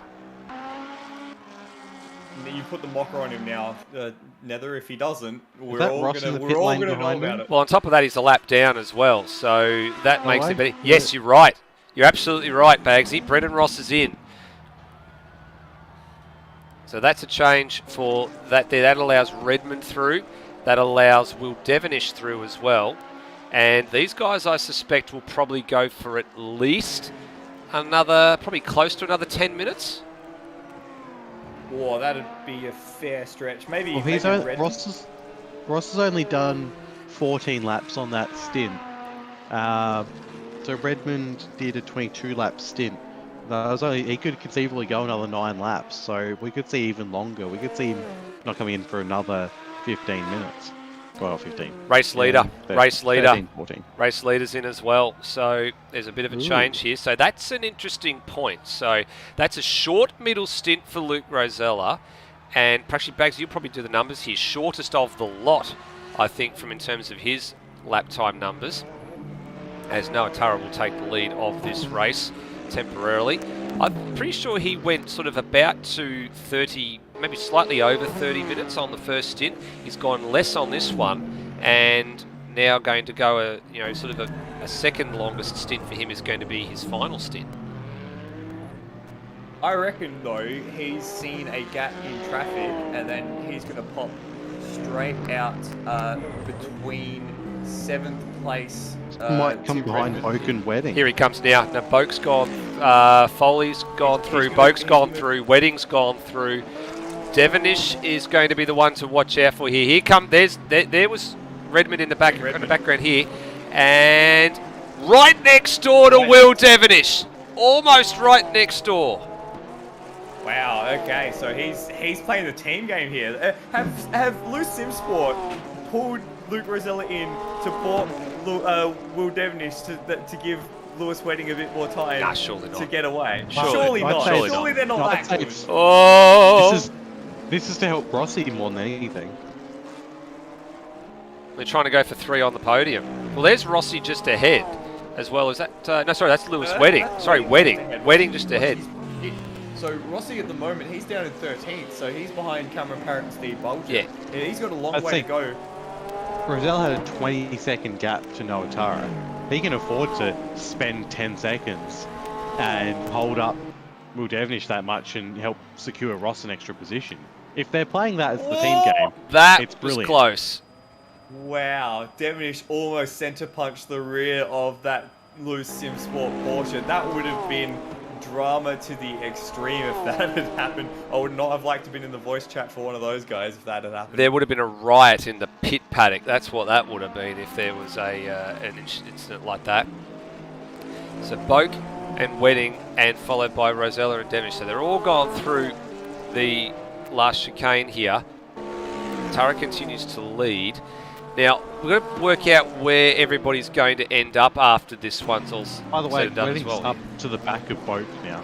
Yeah, he is. He's right on the rear wing of the Mercedes AMG right now too. So right there. It was a 1.5 second faster last lap for Wedding compared to Boak. So Wedding has just found some pace now. He's turning Rosella numbers, whereas Boak's falling off the cliff. This is going to be a short-lived battle, I think. Either one of them's going to come to the pits, or Wedding's just going to blow past him. Yeah, well, this is important for Wedding that he needs to clear him before the pit stop sequence anyway, because if he doesn't, he's going to have to jump him in the lane or going to affect an overcut or an undercut essentially, depending on when he comes in for a stop. Now, he did come in. What did you say, Bagsy? He did a 40-minute stint, Lewis Wedding, in the opening leg before the stop. Lap 24, so he can conceivably go another 10 laps. He could if he wanted to, but if he's punching out these sorts of numbers, I dare say he's using and abusing the rubber that's underneath him. in the effort to try and jump Boak before the pit stops take place. Surprisingly not. Their rear tyres are in a very similar state, but Wedding's front tyres are much healthier. They're going around again. Importantly, they're going around again. I'm also wondering whether or not Rosella was in the lane for such a short space of time. Yes, he had a 20-odd second margin over Noah Tara, but maybe I'm just trying to do the math in my head. He had a slightly shorter fill, I think, as well. Yeah, he might have brimmed it in his second. Did Devonish come in that lap, by the way? It appears he did, yes. Yes. Correct, he's in the lane, and that allows Redmond to go through as well. Now, for Tim Redmond, he needs to put the hammer down and get a few laps in right now. He won't probably catch up to the back of the battle we were just watching on screen, but he potentially has got time here to try and erode some of that margin, effectively do an overcut. Not like that, though. Crash. Not like that, though. And then Wedding... oh no! What's happened to Lewis Wedding? What happened to Wedding there? Did he have a moment? Boak, Rosella and Wedding came together. Oh, and he's got damage too, and he's going to have to crawl it. I think he's redressing to Boak. Is he? Oh, yeah, no. he is too. Oh dear. Let's go back and look at this one. This is a moment on the replay, and the race leader was in this one as well. Did he get away unscathed? What happened? So Boak came across. Oh, that's awkward. That's really, really awkward. If we go back to the onboard, we just rewind it back. Let's have a look at it from Wedding's point of view as they come down to chicane here. Oh, it took the defensive line. Do you go back to Rosella's view of that? Because I'm wondering if Wedding got a little bit of help there, potentially. Yeah, I'm not 100% sure if he did there, actually. That's the bit that sort of worries me. Trying to pick up Rosella. Here we go. No help. But Rosella didn't escape undamaged either, so that's the bit out of that one that we need to... Oh, I don't know about that one. That's a hard one for me to call. I think as the car, and so too is Tim Redmond. As the car behind, Wedding obviously has got to be careful not to run into another car in front of him. But by the same token, with Boak moving back across the line to the defensive side of the track, he's got to make sure he's allowing a car's width worth of space, especially if Wedding's right in there as well. He can't just chop the nose off as well. So I'm wondering if the referees will look at that and just say that's a 50-50 and play on. Yeah. Rosella was being very aggressive as well on the back that he didn't need to be and sort of pressuring his teammate a bit there. So it was... I'm putting part of the blame on Luke there. I respectfully disagree, Bagsy. I think Rosella would have been quite content to sit there, and we know that Luke and Lewis sit in the same chat, so they would have been talking about the situation. That sort of incident is something you see in multi-class racing plenty, because it's one where two different classes of car, and we're being a bit unkind saying there's two different classes in this particular race. I mean, we've got Rosella class and everyone else. Yeah, well, fair enough. But the fact is... Oh, Wedding's getting Boak, by the way. Wedding is committed to his braking point when he hits the brake. So when Boak is moving across in front of Wedding as we're calling it the different class car in a multi-class setting, but even in this instance, as a car that's struggling for braking or for traction and is braking earlier and moving across, it means that when Wedding hits the brakes, he's already in trouble. He's already committed to being where Boak's car is now going to be, and so that's why the contact has happened. They're just two cars trying to occupy the same piece of road at the same time, and it's unfortunate. I actually don't think that if I was in that position that I would have redressed that. I would have just said, well, that's a bit I don't know. That's not what I would have wanted to happen. That's not kind. So I would have just kept on going with that. So it's interesting to me that Lewis felt that he was at fault for that. Yeah, in the end, it's Wedding has continued on. Rosella's back in the lead of the race. Phil Boak has now come into the pits. Yep. So we're waiting on Turmo that we've got on screen now and Colin Warwick to make their second pit stop. Yep, Turmo and Cole Warwick yet to stop. Importantly will be where Boak feeds back out into this one, and also where Lewis Wedding feeds back out into this, given that they were caught in that tangle as well. So Foley's on the move. Will Devonish has jumped Phil Boak, as to, I think you'll find, is about Tim Redmond has also now jumped Phil Boak, and the answer is yes, they have. So Redmond goes sailing into turn one. Boak's only just leaving the lane now. There's the Redmond Audi, and there's the Boak bends. So that's cost him a fair bit. So now probably expect to see Lewis Wedding come out, I would say, behind Tim Redmond if he stops in the next lap or two. But if he goes a little bit longer, he might be able to maybe just stay ahead. But he'll be behind Will Devonish, I think. So yeah, this is the thing now. It's kind of torched Lewis's chance of a podium because of that sort of incident. So the podium is gone. His battle now is to try and beat Will Devonish, which I think he just needs to stay out as long as possible and do the shortest fuel possible at the end. Now I believe that no tyres. Does Colin Warwick need to stop again? I'm pretty sure he's got to come in as well. So yeah, because Noah Tara's just behind him on the track right now, and Tara's already stopped. So he's definitely got to stop one last time. But it'd be a very short fill for the number 24 Porsche. Wondering if it's going to be so short that he probably won't take tyres, because when did he come in, Bagsy? Did he come in sort of... Turmo's round. Oh no, he's ran at the bottom end of the chicane as well. That's disastrous. And that's in a really awkward spot as well. He's going to try and get this thing whipped around really quickly. He's got a gap after Brenton Foley comes around. So if he can figure out where Foley is and pin it around, he does very nicely. So well done, Turmo, but non-well done to be in that position in the first place, unfortunately. Here we go. What did he do on the replay? Oh, he was well over the backside of the curb. He got it all wrong on the approach to the first part of the chicane. Stayed out of the fence, but then he had to play the waiting game. So he's a very lucky boy there, Turmo. That's unfortunate because he was doing quite well to be in the mix for... Because where was he? Third place. So he was ahead of Colin Warwick. So that would have put him... we saw Colin battling with Steve Warwick. So, close to the top 10 at that stage. So very unfortunate for Turmo to have that sort of incident. And on top of that, he was third in the running order, yet to stop. It's lost him 4 spots. So that's actually going to tumble him way, way, way down the order as well when he takes his final stop. That's going to put him behind Steve Warwick, potentially behind Lockie Locke as well. So that's a very costly error.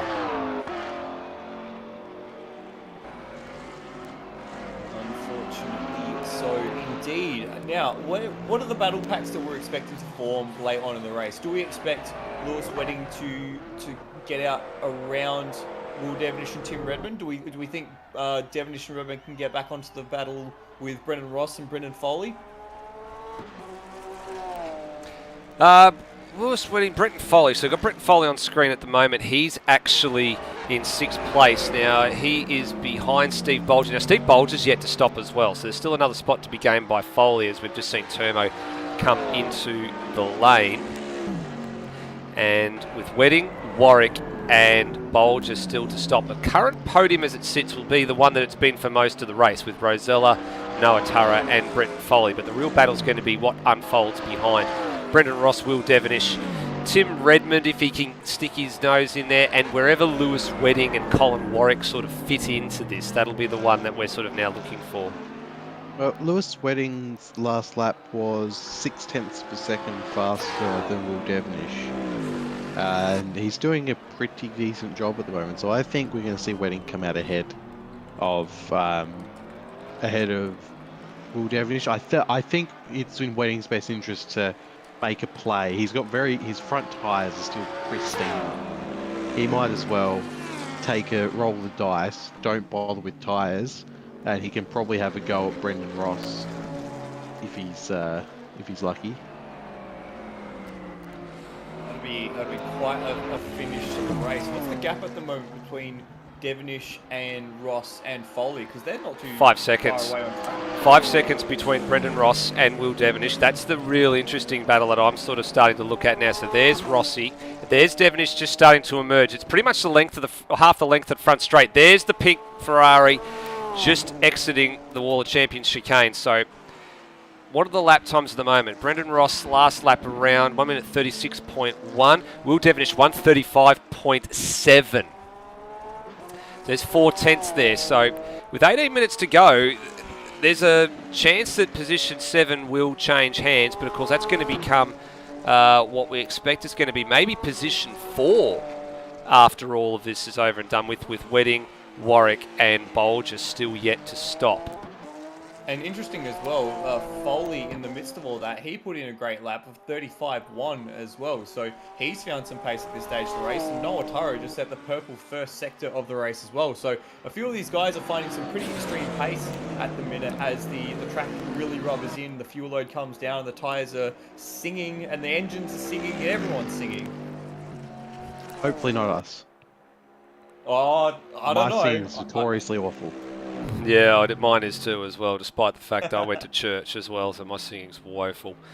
No, Tara, so you're right. It's awful if you're having fun. No, it's not if you're having fun, but it's just not karaoke, Flood. No, Tara, was he going? I think he might be turning a personal best lap this time around. No, he just dropped away in the last sector there. So his sector 3 was very poor. His sector 2 was a personal best, and his sector 1, of course, was the fastest sector, number 1 of the race. So still keeping tabs on how far Wedding's going into this. So you said he got to about the 40-minute mark. We're probably going to expect to see him in bags in maybe the next 2 or 3 minutes. Sorry, was that for Wedding? For Lewis Wedding, yes. I mean, can see it was lap 24, and I think he was slowed up a bit behind Will Devlin. So I think we could see him wait all the way to lap 48 and just go, because he wants a minimum amount of time in the lane. If he knows what his fuel number is at this point and what his fuel burn is, so he can put exactly the right amount in for that plus 1 lap, for the last 10 minutes plus 1 lap, whatever he ends up needing. And I think, don't take tyres. That's going to make it pretty much one of the quickest stops of the race. Yeah, it's going to be a very short stop. Again. Yeah, going to be a very short stop. There'll be no tyres. Does anyone remember what the fuel pumping rate is for this mod? In supercars, it's about 3.75 litres a second. I'm not sure if that's something on a similar vein for this series. With Nathan Higginson in the live chat having retired, perhaps he can quickly go and figure that one out for us. Higo, if you're listening, can you go and check that for us and let us know what the fill time is for the cars in the pit stop, please, per second, or the flow rate, please. That'll give us an idea of how long Lewis Wedding possibly is going to be stationary for. And coming back, I think, to G-Tuzz's question as well about the Porsche fuel mileage. With Luke driving like an alien, he's proven out in front he can go as quickly as he wants and burn through it. But Lewis was very much happy to pick his way through the field and sit in the draft in the battle packs. And that's just the Lewis Wedding way. Oop, as he's just gone straight through the chicane there, and that will award him a bit of fuel, less acceleration needed out the corner. Yep, that'll award him a track strike though to go along with it. And we just had, by the way, Steve Bolger come through the pits, so that's just 2 drivers we're waiting on now, Lewis Wedding being one of them. I think he might be in this lap actually. And Colin Warwick is the other, and he's in danger of getting wrapped up by Brendan Foley, who's found a fair lick of pace, as has Brendan Ross, by the way, who's really held off the charge of Will Devonish and Tim Redmond last lap around 35.5. Yep, here we go. Ross and Devonish. All right, this is the moment of the race. Lewis Wedding into the lane for the last time. He's got Lachlan Lock ahead of him in the pit lane. That shouldn't be a factor. The real question is, where does he come out? Because Noah Turra is on. He's doing tyres. He is doing tyres. There you go. So that answers that question. Noah Turra is going to comfortably be ahead, so he'll move up to P2. Colin Warwick is in as well, so that's the final stop for the Porsche. Oh, I think he just got it stopped before the line as well. That'll put Brent Foley back into position number 3. And then we just got to wait for the rest. Now we've got to be careful and wait to see where everybody will feed back out. Through the final chicane as Lewis Wedding starts moving. Yep, there we go. So Wedding on the move now. And Warwick still stationary. He'll be ahead of Devonish and behind Ross. Yep, so Rossi going through, and yeah, Will Devonish will be the one we look out for. Here he is on the screen. There he goes. There's the black Porsche off to the left. Not quite enough, unfortunately, for Will. And some lap traffic for Will Devonish to boot.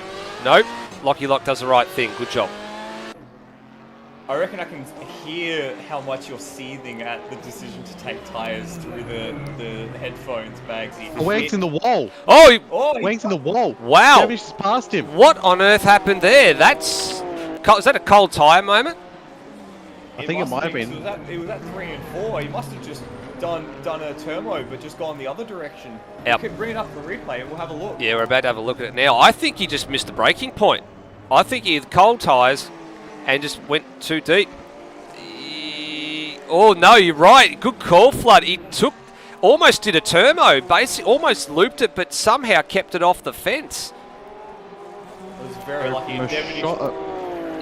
Now having to fight for 5th. Devonish really squeezed through the gap there, didn't he? Wedding didn't want to move the car at all. Wide. They've collided. Yep, and this is on for like Donkey Kong now between these two. It was on at the hairpin. Wedding wants position number 5 back. And well, this will be one of the closest fights, I think, right to the flag, because position 1, 2, and 3 I think are pretty much settled. Devonish hasn't been able to make the inroads into Brendan Ross that he was making in about 5 or so minutes ago. Oh. And well, there he is. Let's just keep an eye. Let's just keep. Sorry. Now the Porsche got air over the curves. And all 4 wheels off the deck. Blimey, that would not have been comfortable in the driving seat. No, Wedding's ringing the lemon, trying to get 11/10ths mistake free, but he's not quite getting the mistake free part of that equation out of the equation at the moment. So the gaps as they stand, Devonish has got the margin for Brendan Ross down to just under 4 seconds. I still think that they could possibly end up getting close together here, but Devonish, I think, is fast running out of laps. 3.6 now. Has Rossi gone into a conservation mode, or has he just made a few mistakes? Last lap around. He said a 37.4 is his last lap, whereas Devonish was a 35.7. So I think that was just a one-off mistake. The sector time so far this lap look a lot more consistent. Bagsy, what are your thoughts? Do you think these three are going to end up in a battle for 4th, 5th, and 6th?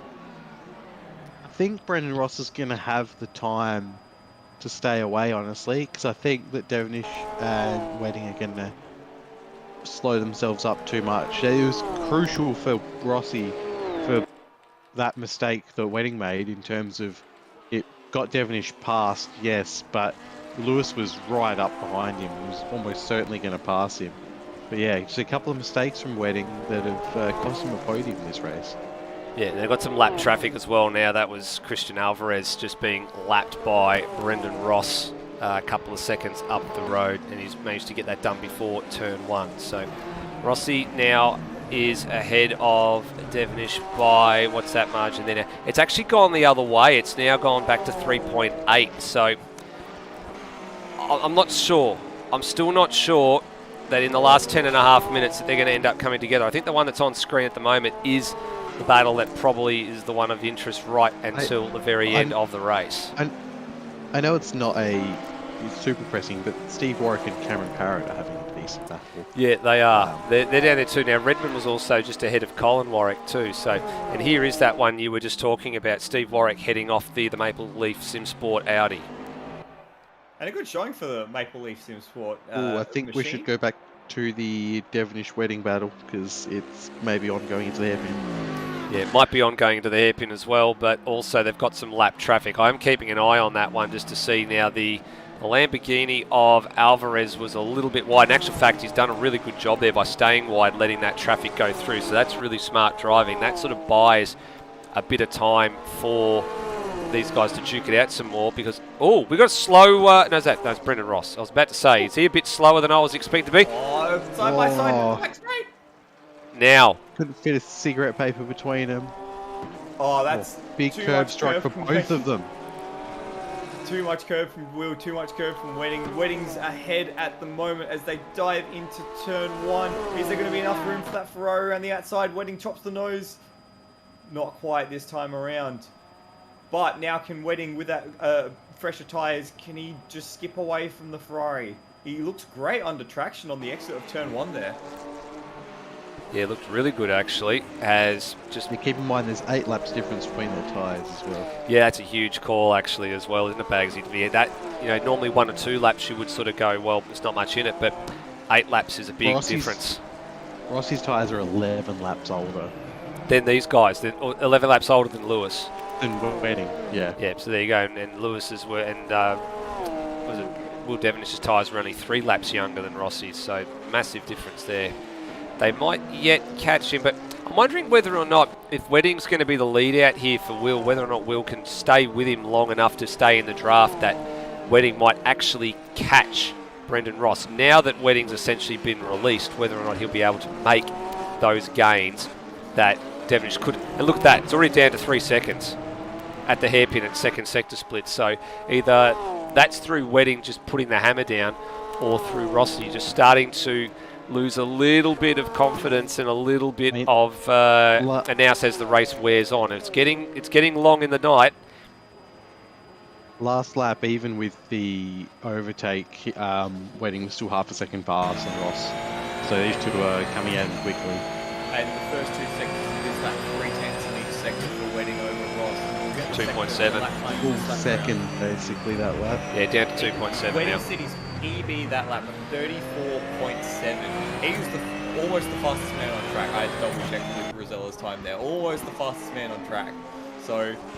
No, by almost, we mean half a second away from Luke Rosella. Yeah, light fuel. No, not half a second. Only 200s, 300s. Light fuel. Oh, sorry, I thought you were talking tyres. about best lap. My No, yeah, light fuel. No, hardly any wear on the tyres as well.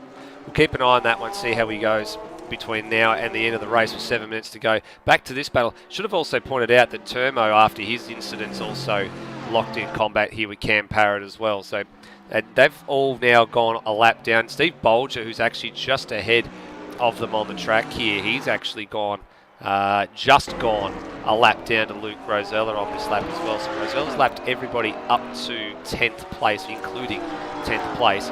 And he's not that far behind Phil Boak, although probably won't be, probably might run out of time, I think, to catch Phil Boak between now and the end of the race. Boy, it's been an enthralling 85 minutes so far, hasn't it, lads? And safety car free, importantly, safety car free. The same thing happened at the last round, Warwick at Watkins Glen. We ran 70 minutes safety car free despite one or two little incidents. There's only been really the one major incident, which was when Turmo was around at the chicane probably about 20 or so minutes ago. All the other ones, and the Colin Warwick losing it on his own, but realistically, there hasn't been a big enough incident. Crash as well. Yeah, there hasn't been a big enough incident to really trigger a safety car. I think we got lucky with the Boken wedding incident that Bagsy was referring to, that didn't trigger a safety car, because that had quite a few cars involved and one came to a dead stop and all those sort of things, which normally would ping the safety car. But yeah, been very lucky, and it's allowed all the strategies to play out, and here we are with 5.5 minutes left, and this battle just for the edge of the top 10 is raging on right to the very end. I think Ross may be safe from Devonish now. He's fallen 2 seconds off the back of Lewis Wedding, so he's not safe from Lewis, but I think he's safe from Will Devonish. Yeah, here you go, back to that little scuffle again here, and now I think it's pretty much going to be a fait accompli here for Wedding. I don't think he's got much to worry about with Brendan Ross. I wouldn't be surprised to see Rossi pull over and just give him a tow and then just let him go sailing on past like he did a few point though, ago. they've like that before Rossi could be forgiven for just letting him go because they were on differing strategies at the time.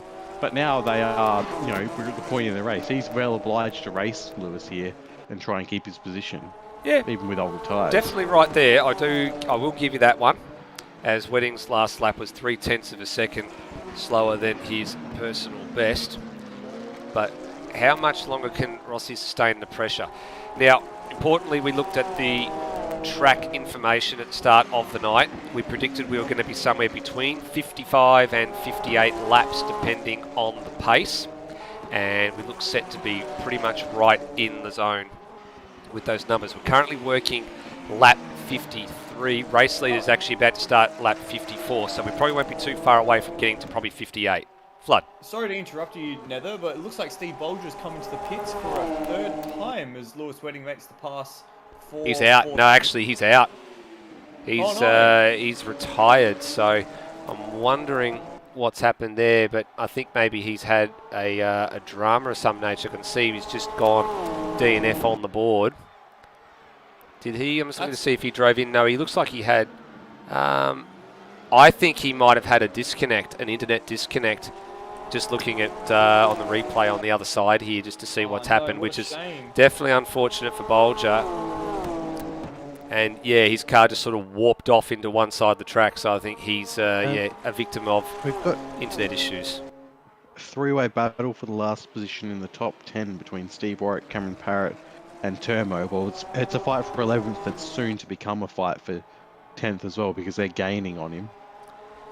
Yeah, well, Cole Warwick is ahead of the group, and then now you're right with Steve Bolger, I think, coming in there. The battle for Turmo and Parrott with Bolger now out of that battle. They've been released, but also Warwick's being very badly held up here by Felix Kims, and Rhodey's going to have to get out of the way as well. So these guys have got to be super, super careful with these lapped cars at the hairpin here. And they're just going to stay wide. Kims is trying to do that. Round at the Wall of Champions. Uh-oh. No. Late drama. Actually, he's got plenty of space though. Yeah, he's got plenty of space. He's facing the wrong way though. So here he is, and you can see the skid marks. The skid marks are the witnesses to what's gone on there. He needs to go now because the battle pack for 10th is on its way. No, here they come. Like they're about to come around the corner now. So you see, watch them come into shot. They're going to flash into shot here. I'm wondering if he is. Yeah, he's flashing them, saying go, go, go, go, go, go, go, go, go. Has he become stuck on the wall potentially? Replay time here. We're going to have a look and see what he did here. If he did this on his own. He did it on his own again. He'd just been lapped, I think, by Brendan Ross, had he? Yeah, on the curb, too much. And actually that was the 55 behind. And yeah, I think dental is like he's in the pits now, but so that's what's happened there. Odd that he didn't get moving straight away. Yeah, I'm wondering if I'm not sure, it doesn't look like there's damage or anything there, but very slow getting into the pits here, so I don't know what's happened there. As race control now issues a penalty for Cracker. Now he's out on track, I believe. Yes. 16th place. 16th place, so that'll be a track violations infringement. Now, that's given Steve Warwick a free kick here and he gained a spot, of course, through Colin Warwick being in the wall, but he's got a massive amount of free air. He was being hounded by Parrott and Turmo because they'd caught up when the lap traffic got involved. So with less than a minute remaining on the clock, Warwick is probably going to be safe in P9 here. Yeah, Lockie Lock and Christian Alvarez is 12th place now, though, are going at it still hammer and tong. They've been for the last few laps. And unfortunately that other battle got split up by the traffic, but this one is still raging significantly. And it looks like Colin Warwick as well has just DNF, so unfortunate for Colin. And yeah, as we mentioned, this battle's going all the way to the flag. We're inside the last 20 seconds, inside the last 10 seconds. Yep. Almost. Now it'll be 57 laps as well because Rosella is on lap 56 as we speak right now. So 57 laps will be the final distance. As we're watching the LLM car roll sadly into the pits without any fuel. Oh, so no. Can anyone please put in the chat F for Rhodey and hashtag Rhodey's fuel numbers? So had to do it. That's had to do it. It's been a running joke for a long time in ASR about did you get those Rhodey's fuel numbers? And it's okay because Cracker had a drive-through penalty, so Rhodey's not going to lose a position from it. There we go. So the battle for Lockie Lock and Alvarez in the wall. In the wall there. I think a part of that's a little bit of lag as well, as our race leader, who's just behind them, is just through the final chicane for the penultimate time. Thank you, Stairs, for the F for Rhodey's fuel numbers. The fastest middle sector of the race that time around, and the fastest lap of the race that time around on the penultimate. I reckon he's going to go for it this lap and try and get into the 133s. Well, surely not. We did a 33 in qualifying trim. So it'd be a qualifying number if he was going to do it. Mind you, he stopped pretty much with about 31 minutes left to run. Oh, there's big contact! Sorry to cut it back. There's actually been some contact between Lockie Lock and Alvarez, and there's a redress happening here. Now, that's actually a couple of corners just ahead of the race leader, Luke Rosella. There he is. There he is. So I very quickly have a look at This will be interesting because if Rosella gets past them, then they obviously the battle ends. But if he doesn't, if he just sits back, which would probably be wise, honestly, they'll have a whole nother battle, a lap of battling. There it is here. So here's the contact of the replay. Here, just Alvarez a little bit too late on the brakes. Lockie Lock desperately wants to be lapped as Alvarez goes down the inside. He doesn't want to be lapped because he wants a chance to get past. Yeah, they need to continue on here because Rosella's going to either, if he doesn't lap them, their battle's going to keep going on. But I think your point exactly here, Bagsy, is that Rosella just needs to sit back, not need to worry about doing anything. Let them go for another lap. That's their problem. It's not his problem. And the battle in GT rages on. It does. If it looks like Lockie Lock's got that position for now, but we're watching Luke Rosella come across to take the second race victory of the season. 90 minutes of Montreal goes to the Loose SimSport Porsche driver. An absolute class run from the very first lap of qualifying to the very last lap of the race. Yep. Some 38.5 seconds behind the the Mercedes-Benz of Noah Tara. Great decision to wildcard. Seat to this battle now. Yeah. We'll go back and have a look at that battle in a tick as soon as we get Tara and find where Foley is in all of this. So here you he's go. ages away. He doesn't matter. There we go. So Tara will be in second. Foley will be home in third. You're right. This battle is still going for 12th and 13th. Foley's coming through the last chicane now, and none of the other battles really behind. Actually, there is another one. There might be a late charge here. Will Devonish is having a late run here at Brendan Ross, but he's ultimately just going to end up a little bit short of getting 5th place in this rear of grid to front of grid challenge. Make a dive into the hairpin. He's going around the outside. Stay a long way. Will he get the cutback? No, he's just going to try to go all the way around. That might be a mistake because now he's going to get poor drive. He really has to get the slipstream here. They're playing for 12th position here, but they're absolutely going for it. They've had one extra lap. As Cracker turns in ahead into the final corner. One last roll of the dice for Alvarez. In tears. Alvarez goes to the inside. He's gone for it. Oh, he's not quite put his face in there. And Lockie Lock will get 12th place. Well raced and well defended. Great scrap right to the very end.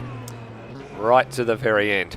So recapping most of the order there. So Rosella, Tara, Brenton Foley, Lewis Wedding, the collision with Phil Boak ultimately cost him the podium at the end of the day. He only ended up 7 seconds behind Brenton Foley. So without that contact, I think there was a podium on offer for Wedding. Brendan Ross 5th, Will Devonish 6th, and Tim Redmond 7th. Those two guys drove from the rear of the field. Same with Lewis Wedding, drove from the rear of the field. Phil Boak ended up a lap down after that one, so that's a bit of a question mark over what happened there. He obviously had to come in, have a stop after the contact with Wedding, and cop the rough end of that one. Followed by Steve Warwick and Cam Parrott inside the top 10 as well. Termo, Lockie Lock, Christian Alvarez, we saw go right to the very line there. Rhodey, Cracker, Felix Kims, Darren Loughnane on debut as well. There's the last of the classified finishes, and then only 3 DNFs, so not too bad for 90 minutes of high concentration, and in some cases there, gentlemen, high stakes. Yeah, love them on. playing over steep stations with 50 minutes left over 7th, 8th and 9th. That was absolutely wild stuff in the middle part of the race.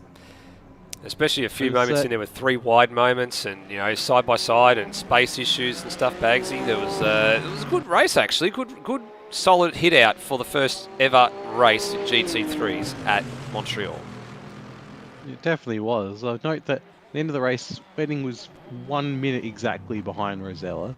And, you think with, obviously he had a couple of those mistakes that cost him time, but also having to start from the back. You wonder how close that battle would have been at the front between the two of them. It might have been, if they were actually taking time off each other, it might have been enough to get Noah Tara into the mix. Yeah, possibly. Look, at the end of the day, I think, Luke Rosella, we know, is on a class of his own, but Noah Tara, I was looking forward to seeing if Foley and Wedding and those drivers were able to catch him after the second round of stops. Obviously, that didn't unfortunately eventuate, but he held his own quite well there, and a lot of times he drove away from Brenton Foley when, especially in the early going there. So I've got a funny feeling that they probably wouldn't. Noah Tara probably wouldn't have ended up in that battle unless it was to you take that accident for Boak and Wedding out of the equation. Quite possibly, and so it's one of those sort of what if scenarios because there was plenty of what if scenarios throughout that race, but that incident between Wedding and Boak and Rosella as well. Rosella was involved in that as well. That certainly changed the shape of the race for Wedding and what we thought he was going to be capable of. Not quite a podium in place in the end, much to Bagsy's dismay. But still a very interesting race and still a great result for Wedding as well, coming from the back of the field to end up in fourth place. It's pretty good stuff. What it did mean is that we basically ended up not seeing any of our top three throughout the second half of the race because all the battles were elsewhere. And we've got in the booth now our third place getter, Brenton Foley. Brenton, it seemed after the first stint a pretty lonely race for you. Yeah, pretty much was. I maintained the gap to Noah pretty much the whole time. I could definitely match him through the first and second stints of the race. The third one took a little bit of sting at me because I very early on flat spotted a tyre and used up my last track cut. So the gap blew out a little bit there. But like normal, Luke was untouchable and Noah drove a really, really good race in second. So well deserved to both of them. And you seem to find a lot of pace in the last stint. Was that just being on the fresh tyres and having the clarity of, kind of knowing that your place was going to be third and you weren't going to have to worry about trying to fight up ahead because Noah and Luke were too far ahead and the battle behind had cooled off with the incident for your teammate and for Lewis Wedding? Was that just a bit of, I've got the free time, the free space now, let's have some fun? Yeah, pretty much, which is why I put a couple of good laps in and the last probably 8 or 9 minutes, I definitely backed the pace off because in my my having a bit of fun with the tires, I kind of ruined them and used up my last cut. Yeah, don't want to take a drive-through penalty in the penultimate laps of the race. Hey, great job, third again for you. I think that's 2 third places for the championship. Are you looking at the championship picture this early on, or are you just trying to take every race as it comes? From its early days, from what I've seen, Luke kind of seems a bit untouchable at this stage. But I definitely want to stay in that kind of top 3 of the championship. I'd be very happy with that. And if you keep finishing on the podium, you're going to be well on the way to getting there. Well done tonight, Brenton, and congratulations on your third place. Thanks very much. Bagsy, you've got Noah Toro, second place. Yeah, Noah, it was a bit of a quiet race for you in the end. Did you have any concerns with Foley behind you, or were you just sort of racing to a number for most of it? After a little bit of a dint early on with the wall in the first stint, I just chilled out and I was just pretty much watching numbers, see where the gaps were. And after I got past, I think, Ross, they just started falling away because I guess they were battling. And after that, I was just driving to a number, just chilling out because the Mercedes is a bit nervous over large curbs, which this track has a few of. And after, yeah, was just keeping it chill after I hit the wall. And yeah. Were you hoping for a safety car at all? Would that have helped you? Do you reckon you'd be able to have taken it to Rosella with a safety car, or was he just in another league today? No, I was praying against that. I was hoping there wasn't one. I just wanted to have a quiet race. After qualifying, I pretty much said, yeah, I think a battle for first between anyone really is just out of reach unless he crashed. So I was really just hoping to keep it quiet and just keep it clean. It was a very, very well done race from having a wildcard entry. And obviously we've seen you in the GT3 machinery before, but an excellent wildcard showing. Thank you. Thank you. And we'll head to Nether for our winner. Yeah, we'll go and grab Luke Rosell. I think it's also just probably worthwhile pointing out, guys, I'm pretty sure that's the first time we've actually grabbed Noah Tara for a podium finish in any of the ASR series. So congrats, I think, on a maiden podium if my math is actually correct. But on to Luke Rosella. Luke, 2 from 2. We know you love the Porsche, and I guess the track sort of... You last time when we spoke to you 2 weeks ago, you were sort of umming and ahhing a little bit about whether or not the Porsche would actually be suited to this track because, as you said, the Porsche doesn't necessarily like curbs, but you seem to find a way to make it work tonight.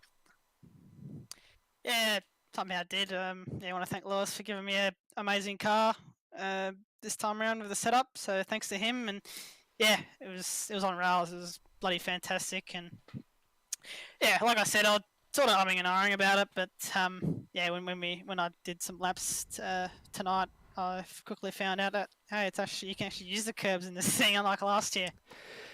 Yeah, there have been, I guess, a few BOP changes in that to try and, even a few things out. And, some of the curbs are a little bit different here. Like there's obviously the curbs at the final chicane, which are a bit more raised and a bit more pronounced than some of the other curbs in other parts of the circuit. So I guess there's some different, a bit of different driving style and a little bit of, different things that you can find out after just cutting a few laps, which I'm sure you sort of found out as the night went on. But clearly head and shoulders above the rest. We know you've got, I guess, a fairly decent and fairly high-level skill set to operate the Porsche. Are you in it for the rest of the season? I guess that's the big question on everyone's lips. Are you in it for the rest of the remaining 4 rounds? Of course, it's sort of probably the most prestigious championship in ASR that I haven't won, to be honest. I've won Supercars, won Boxer Cup. I think GT3 is probably the next in the list that I want to win. So yeah, I'll be in it for the rest of the season. I'll be trying my best to clinch it. The competition, in this year is really high. So yeah, you got to be on it. But yeah, Gilles Villeneuve has been pretty nice to me this year. So far in my sim racing career, I qualified pre-qual top 15 in Scops this year in this track. So yeah, it's one of my favourite tracks, and it's always good to do well here. So yeah, it was great. Well, looking towards 2 weeks from now, circuit that probably not a lot of people have seen before, and we'll probably have to touch on this in the next few moments. Portland International Raceway, more synonymous with IndyCar in more recent times than anything else. Initial thoughts? I actually know my way around Portland. I've done a few laps around it in a 90s IndyCar. So yeah, it's a good little circuit. And yeah, I think it's more about car handling there. You got that big long straight on pit straight, but you got a lot of twisty stuff in the first and middle sector. So it'll be interesting. We'll see how we go, and yeah, we'll do our hardest as always. Been a pair of 30-minute sprints there as well will definitely sort of spice the action up, I think, and sort of give a little bit of a sense of urgency. But we'll see you in 2 weeks again. Well done so far. Perfect 2 wins from 2 starts. Job well done. Thanks, Nether.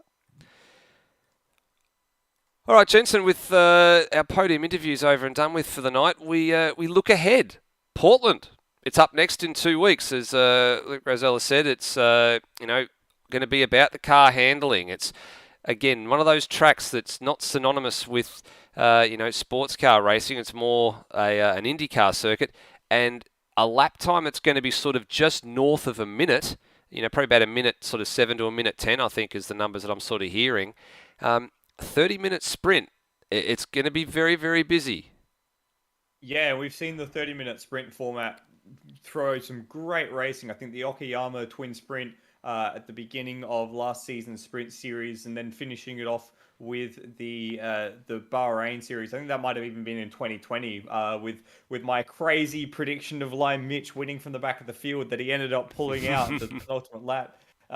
So we've seen the sprint series work wonders, and I think taking it to a track like Portland, which apparently Luke Rosella knows very well, but no one else has really sort of seen before, it'll really throw the cat amongst the pigeons, and we might see some of the favourites encounter some struggles. We might see a dark horse come out of the woodwork. We might indeed, and of course the other track that's on the sprint format this year will be the last event, which will be at Spa-Francorchamps. So you've got a sprint round with 2 30-minute races at a very short track, and then at the very end of the season you've got a sprint race, a pair of sprint races at the longest track on the calendar that we go to. So that's another interesting element. What do you think, Bagsy? What are you looking forward to in 2 weeks from now? It's going to be interesting because it's one that you see so little racing at. It's going to be, and it's clearly that the first and third sectors are very fast, and I feel like it'll be good for overtaking as well, going down into that first corner. It'll be interesting to see how everyone goes at the start of the race because it's a rolling start, but I think if I'm correct in saying probably the longest run down to a first corner we have this season. So we could be seeing people fan out quite significantly Yeah. going down into that relatively tight first corner. Yeah, that's the bit that I'm actually just double checking on now to see if it is probably one of the longest runs down to that part of the circuit or not. Like obviously the Spa, the run from the start finish line to the first turn is very short. Here at Montreal, you've got the long front straight. You haven't got much room to go.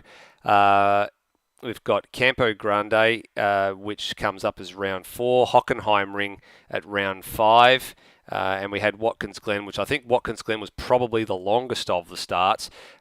Just looking at the track map, I'd say it's probably about the same sort of length from a start-finish stripe to turn 1 as Watkins Glen, or fairly close to it.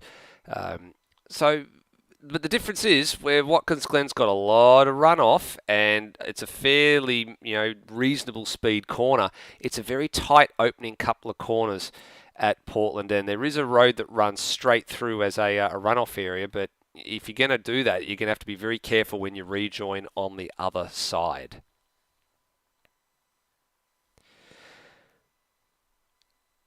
And with that done, I guess we look forward to 2 weeks from now. Just keep in mind, ladies and gentlemen, that on this channel there will be the next Supercars Championship round next Friday night from Hamilton, the Hamilton 200, and then the week after that it will be the third instalment of this year's GT3 series coming to you from Portland International Raceway.